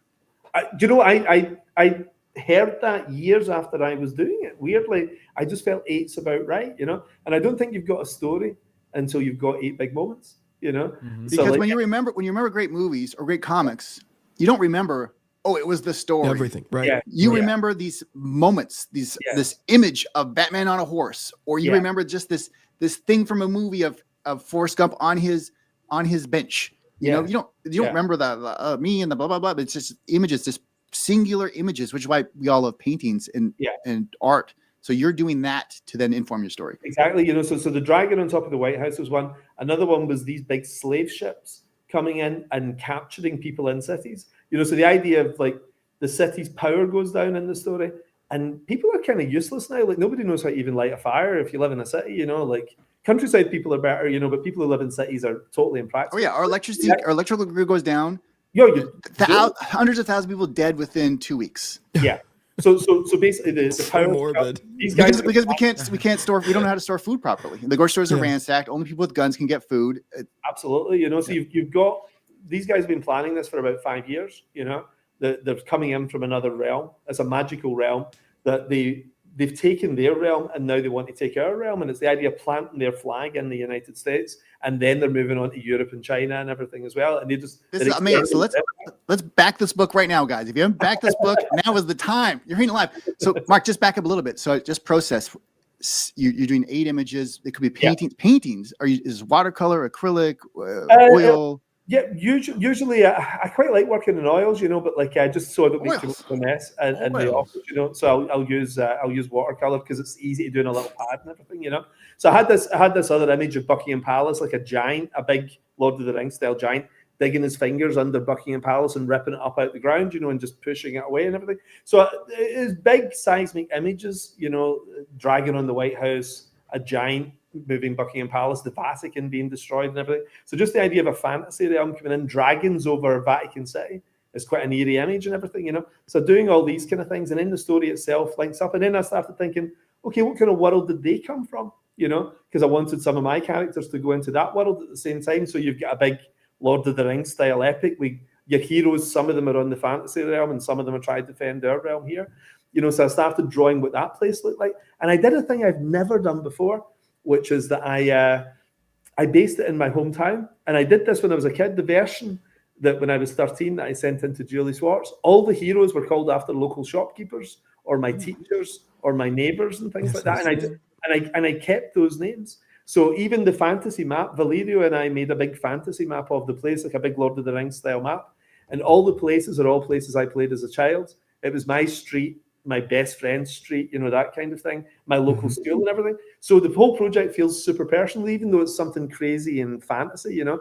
I grew it out of my own life, you know, so it feels like it's got a real grounding for me as well as being so outrageous. You know?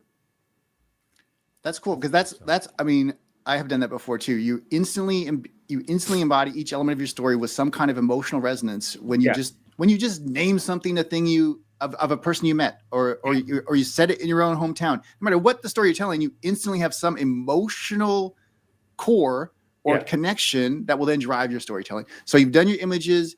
You're saying, "Oh, I'm doing all that." So now you're also not only doing the emotional connection, but you're going like, "Oh, there's the what do you call it? The nostalgia of that thing I created when I was 12 as a driver of this storytelling." So I'm going to honor that nostalgia. So you have your 8 images, you have your names you've stolen from your childhood, and now how do you go from there? What's your next step? Well, I think stories are like, it's as pretentious as it sounds. I think stories exist outside of you, you know. And I think what writers are, and I know every writer ends up going mad and saying stuff like this, but I think writers are psychically sort of intuitive. You know, they're picking up on something. And Stephen King's got a really great description of this. He said, a story already exists under the sand, and you're trying to bring it to the surface without breaking it. Yeah, that's what the job of a writer is. And sometimes you break it and it's not as good as it could have been if somebody better had brought it to the surface. Right. And it's the same idea with sculptors. When sculpting David, who sculpted David? Michelangelo? Who sculpted David? Saying he was releasing the images from within the marble. Yeah. He wasn't imposing a structure on it. He was releasing. And Mateo, Eric, when you guys do this, I don't know if I have that same phenomenon. If I'm sketching, sometimes it feels, if I'm doing it well, and you're in that zone where you're not thinking about it, you're just kind of like letting things happen. Sometimes it does feel like things are emerging. You're not imposing when it's going well. When it's going well, yeah.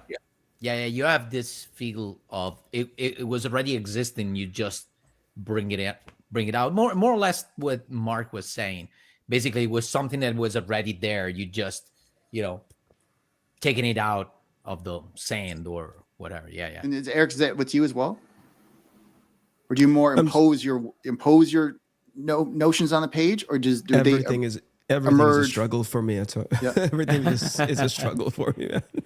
But is it struggling to pull it out, or is it struggling to like put it on? No, for me, every image is a curse whenever I get to the end of it, because it it sets up the next image, right?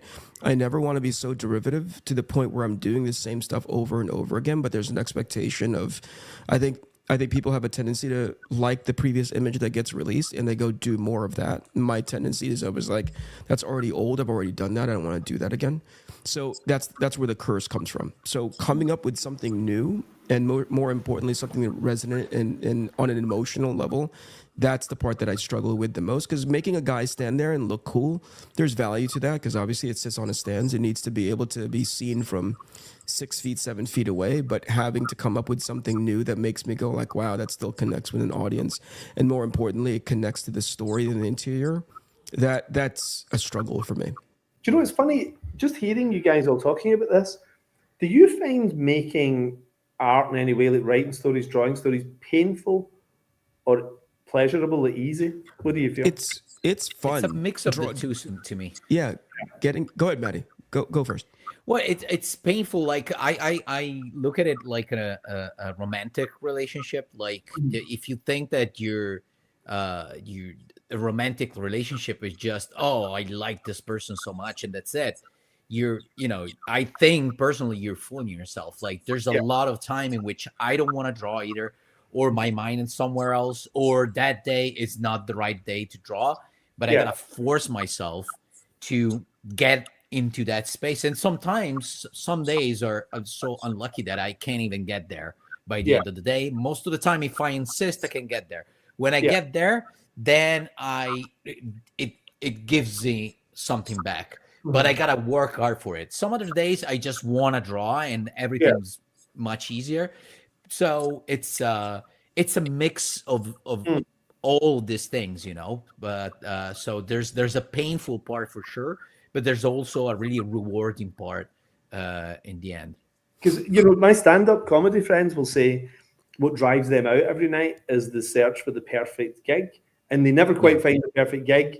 And it's a bit like that with comics, isn't it? That you're always looking for the perfect page. Yeah. You're trying your best and it never quite gets to where it is in your head. But at the same time, I would say there is a painful element if something's not going well. But I actually love it so much that even when I'm doing something else, I'm thinking about it. I'm at a theater watching a great play that I've paid a lot of money for the tickets and everything, and my mind is drifting into writing stories. Yeah. Are you guys like that as well? You enjoy it? Maddie knows this about me in that when I don't draw, I get irritable. Yeah, same way. We've done multiple conventions where I'm built for it. Matteo, I think he said this a long time ago, where he's like, I don't need to draw. And that to me was a foreign concept because to me, I need to draw.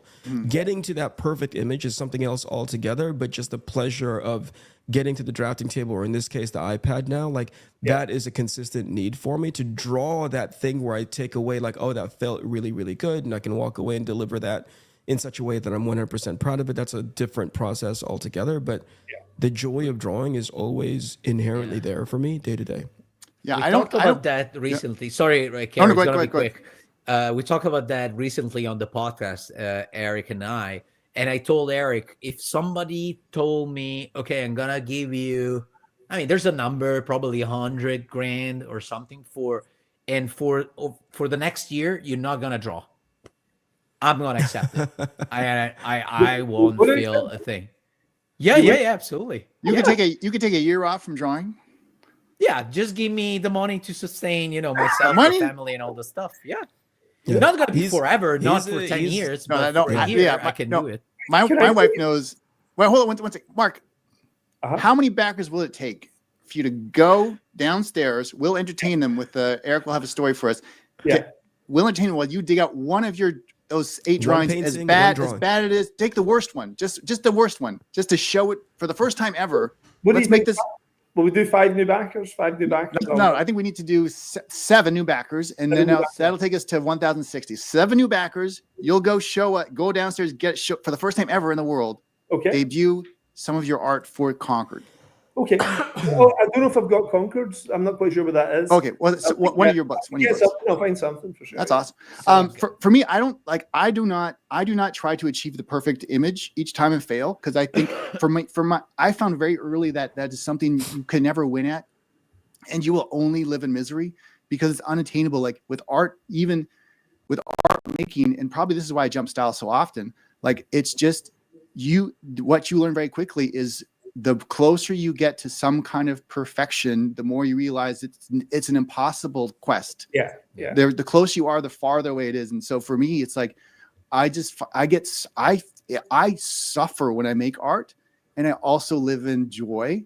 And it's that oscillation between joy and suffering where I find the meaning of not just art making, but in life itself. And if I don't have the suffering in what I'm doing, if it's only joy, I'm probably not making art. And if I only have the suffering, but not the joy, I'm probably not making art. It's that combination of suffering and joy, the oscillation between the two that just drives what I do and drives my life. And if I can't make something, I will literally go crazy. I will literally turn into a savage. And it doesn't have to be drawing comics per se. It's my favorite medium. But it could be writing a screenplay. It could be drawing storyboards. It could be drawing. I don't really draw. I have to draw as for a function towards a goal. I don't draw art for itself.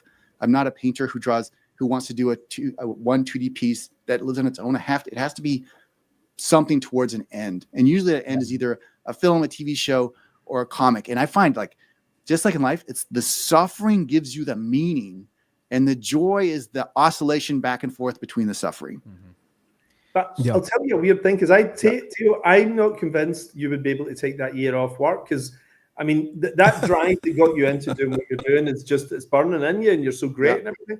But I'll give you an example with me, because I always wondered, is it the art or is it the paying the bills? You know, what gets me up in the morning to go and do what I do, you know? And when I sold the company in 2017, we got the equivalent of 100 Kingsman movies. Right, what we'd have got for 100 Kingsman movies for the company, right? So we made more money than we could have imagined ever making. And have a guess how much time I took off work? I remember that number coming into my bank account, and it was insane, right? You know, just more than I'd ever imagined. How long do you think I took off? 3 days, tops.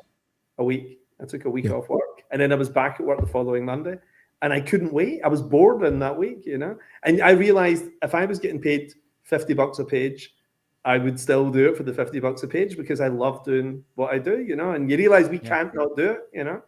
Yeah. I mean, we can try if somebody wants to give me 100. I can try and see and tell you. A fun little test. We can do a documentary. $1 million and just see what happens. That is less than subtle way of saying, somebody give me $1 million so I can take this to a test. I don't need $1 million. 100 grand is enough. Okay.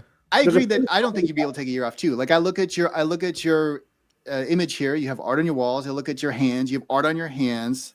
I've met you in person. You exude an artist energy. Like I think you would probably go crazy and end up doing something creative within a month.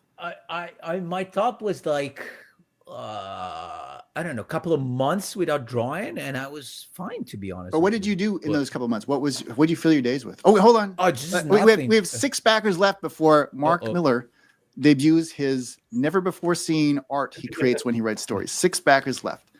I wasn't doing anything. I would just read books, go to my friends, cook for them, and then go back and then do other stuff. Why were you taking the time off? Were you burnt out, or were you? No, I injured my shoulder by with doing jiu-jitsu, and so I couldn't. I think a masturbation cover story. I don't know, jiu-jitsu. It's Italian for masturbation. Yeah. But yeah, I was just Italian for masturbation, Maddie. I think that's what he's trying to get. And then I was doing jiu-jitsu too furiously. A chronic jiu-jitsuer is what they. Another time, I remember I took a month off, and that so physically you could not do the work. Yeah, no. In this other case that I was about to describe, I took a month off. We went for like 2 or 3 weeks to Vietnam, and then I had another free week, and then I did other stuff. So overall, it was like a month and a half of doing nothing. It was amazing. It's probably my Italian nature. That's for an Italian, it's really easy not doing anything, especially if you live close to the coast. It's really, really easy living a life without doing anything. Here's a mad question, because this happened to an artist friend of mine, right? If somebody offers you $500,000 a year to draw anything you want but it has to be bought by them, and it's never seen by the public. It's for somebody's private collection. Could you do that? Fuck that. Never. No, I wouldn't like it. Never. Wait, say the terms again. Say the terms again. You're given $500,000 a year. Now, a friend of mine was offered this, right? And he really thought hard about it.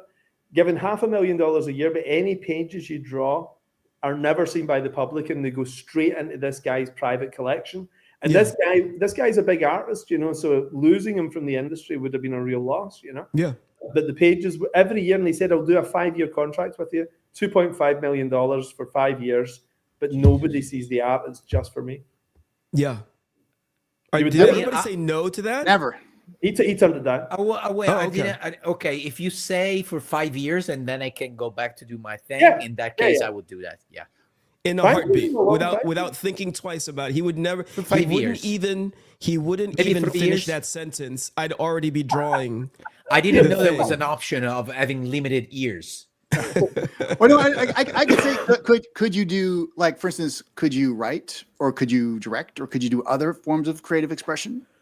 Well, this friend is only an artist. He only wants to draw, you know. Right. So, and he said he didn't realize until he was faced with it. It's like some Faustian pact, isn't it? You know. Yeah. And he said it's when he was faced with the idea that an audience couldn't respond to what he was doing. He said it felt so. Yeah. He's going to one man, and it felt greedy, didn't it? Because because art itself is not just the artist. Yeah. It's not just the work, the piece of art. Yeah. It's the audience. It's the triangle. And if you remove any piece of that triangle, it's no longer art. It's something else. And so you need the audience for the artist to make the art to be seen. Like you can't remove one leg of that. I don't know, man. To me, that's actually the starting point. I disagree with the audience part. There are plenty of times when I draw stuff, but I don't have an audience end game for it. I'm just drawing it because I love doing it. I'll challenge that and say that is you practicing your craft. That is not you making art. And there's a difference because one is if you're just practicing your craft, honing your skills, working on something, you could just be what's the word? Making yourself happy, but just being whimsical and just like trying a thing out. Yeah. But until you complete that chain, it's not art. It's something else. Why? Because why does it need that audience in order for it to be art? I'll tell you why. Because art itself, true art. Okay, what's the worst thing you can say about someone who is an artist? He's a hack. Mm-hmm. What does that mean? He's doing the same thing he's done before. Why is there no value in that? Why do we devalue someone who's done the same thing they've done before? Because art itself has to embody two things for meaning. It has to embody truth. And you know that's true, but if you see art that's like, oh, he wasn't into it. He has nothing to say. It's just uninspired. There's no truth. There's no core truth. Yeah. But it also has to point towards something outside of you that is truth. Because truth does not exist in you. It exists outside of you, right? There's some, whatever you want to call it, something. That's why people respond to art, because it tells them where to go. But it has to tell them where to go in a new way. It has to have novelty. So if you do not have truth and novelty, if it's not a new path, if it's a path we've already been, oh, I already seen you walk to get the water. We drink the water. It's not art. Yeah. It's just a function. But if you take a new path, if you carve a new trail, it's like, oh, you went this way to get the fire to bring back to let me think about that, Kari, but I'm not bought into the idea that I am defined by somebody else's truth in order for it to be artistic. No, it's not somebody else. It's not somebody else's truth. I'm seeking truth through somebody else's perspective of my work. No, that would be that's not true. It's the truth. So you don't need people to recognize the truth, or you don't need to recognize their truth. It just has to be like why, if you ask yourself a question, what am I struggling for when I've seen the way you work. It's very interesting and amazing. You're struggling towards something. Mm-hmm. What are you struggling to? It's not just an aesthetic or a taste. There's something you're struggling to find. And I think that is a struggle towards truth in your art. I see you do it. I see you draw, redraw, paint over towards a thing. Sure. And then I see you get there. And the only reason why you get there is because you've decided you've got there. And what is there? It is you found some truth in a new way. You just told me you can't just draw the same character standing on the cliffside. Sure. So it's not, you're not just chasing aesthetic. You're Right. chasing novel truth. Okay. And I see that in the way you work embedded in your body. Sure. And for that novel truth to have meaning, it has to link with other people. Because if it's just you, I'll tell you what, if it's just you, you don't have to ever show anyone anything, and you could be a mechanic and I would never know who you were. I would never know you. That part is also true. But here you are, it's your main career.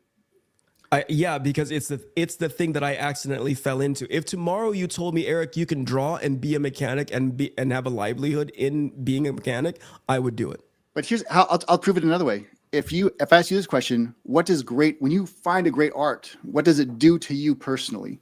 If you stumble across something amazing, here's the part that I think is getting conflated. Is that art independent of my thought about it? I know that what you're saying is it's critical to have an audience for my art in order for that thing to be art, and I disagree. Yes, but I'll prove it to you this way. One second, Mark, and then I'll let you jump in. When you stumble across great art, what does it do to you personally? How do you react to something amazing you've never seen before? It's got to be something on an emotional level for sure. Generally speaking, you could call it emotional level truth. But what does it do to you? That's a great question. I don't know. Does it make you? Does it change you? And in such a way that what? In any way. Like, why do we seek out art? Is it because it doesn't do anything more than just me recognizing, hey, on an purely emotional level, I go like, hey, that was cool.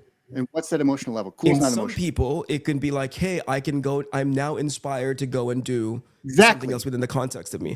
I do not cross that threshold. The function of great art is it changes you, and often it inspires you. It gets the spirit of the art in you. I get it.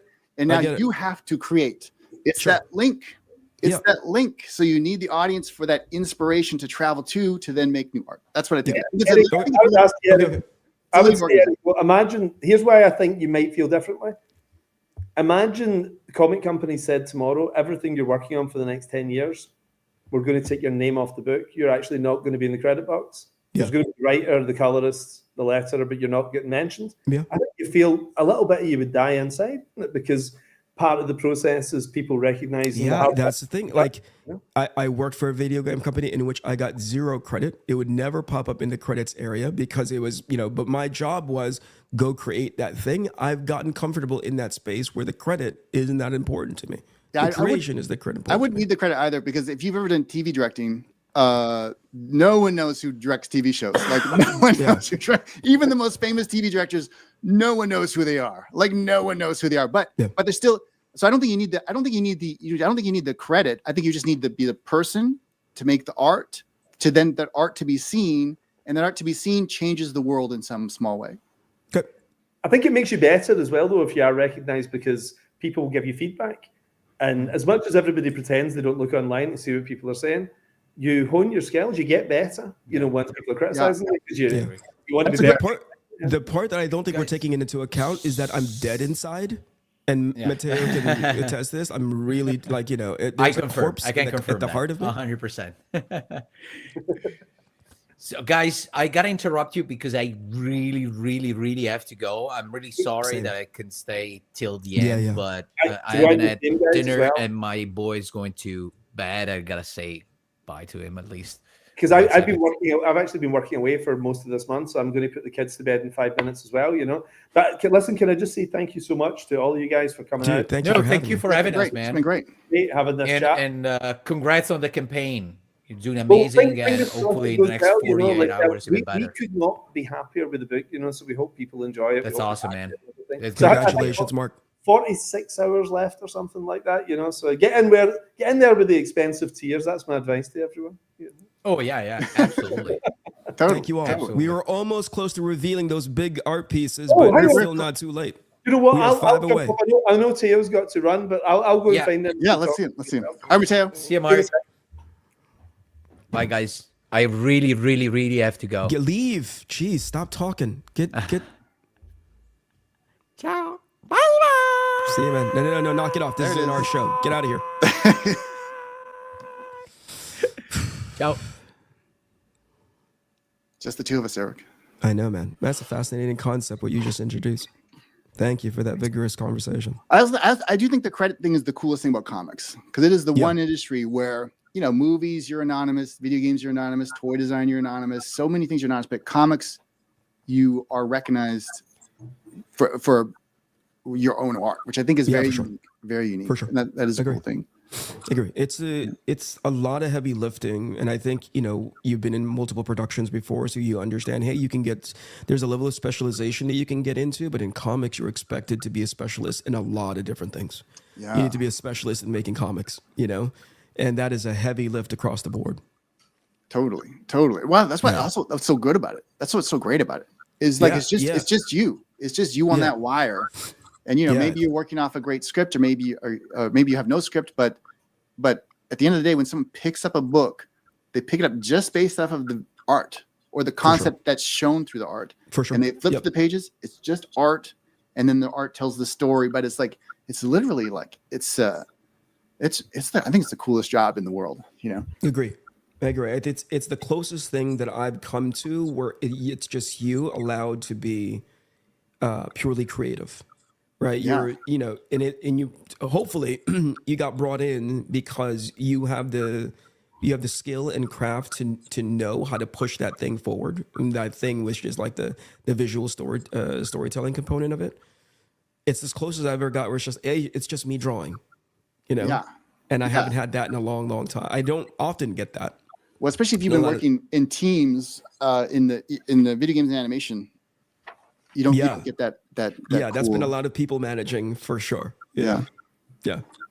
All right, Mark, here it is. The big reveal. I've got a couple of things for you here. Hey, Mark, can you go full screen? Do you know how to do that? Oh God. Yeah. You're going to do two things technology today, Mark. Oh man, I have no idea. Hang on, maximize. There we go. There it is. Cool. Now, this is actually from years ago. This is when I was in my 20s. And I think this book is JLA Annual. This is a Justice League Annual. In fact, here's an issue. Here's an issue of The Flash. Actually, this is quite good. So here's The Flash. You've got. This is what I used to do. I don't do this anymore. Oh, look at that. That is so cool, man. I do little mini comics. That's awesome. So hang on. How do I do this? So there's The Flash being chased by the Black Flash. Yeah. Bad guy character, And then I think over here you've got some flames, all the good guys standing here while a bad guy walks through the flames towards the Flash, So I'd sit and draw my own little mini version of the comic, which it kind of didn't work for me. It didn't feel that organic. I used to feel quite hemmed in by doing that, So what I do now is I do something much looser. And what I do is I'll just sit and draw the characters. Like while I'm thinking about hang on, I hope there's no spoilers here. I'll have to be careful. Hold it back a little bit. But you've got this character here who's basically the young prince from the fantasy kingdom. He's 17 years old, and he's been sent by his dad to Earth to be one of the sleeper agents, So he's in a normal high school. Some of the teachers are some enemy agents, from this other dimension, who are here ready to take down Earth whenever the fleets come through, So he's got a flaming sword in his bedroom, and this girl he has a crush on in the first volume. He takes her to his room and he says, "Listen, I'm a prince from a fantasy realm. I know you like fantasy books and everything. Wait till you see this." And he takes out this sword that catches fire, and he's like, "We're going to take down America tomorrow, but you're going to be my bride when all this happens, So these characters here, I've started doodling. And that's before I'd written that's some actor ideas, Timothy Chalamet, who was basing it on visually. This was 6 months ago, so 7 or 8 months ago.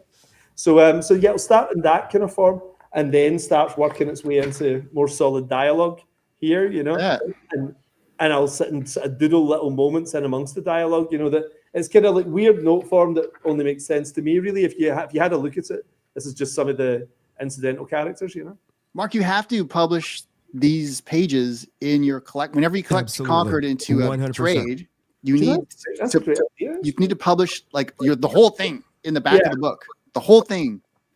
Oh, that'd actually be really cool, because then it actually starts getting that's issue 2. Issue 1 has got that many scenes in it, and then issue 2 has got this many scenes and so on. So every one of those is a different scene. So it goes from something very sort of nebulous to something quite refined by this point.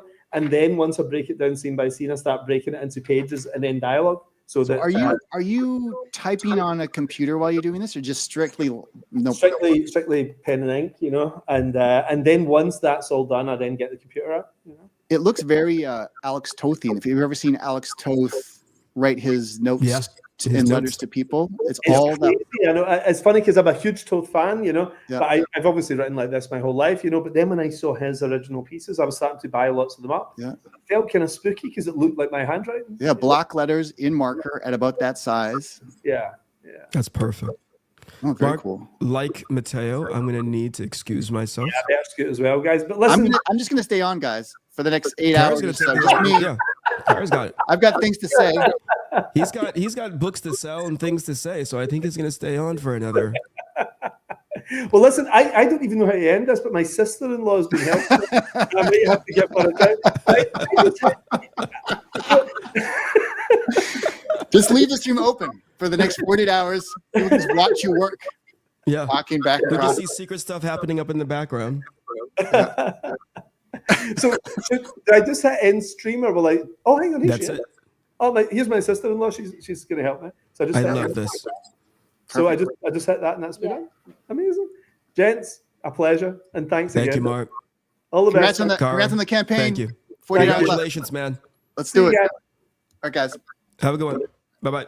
Cool. See ya.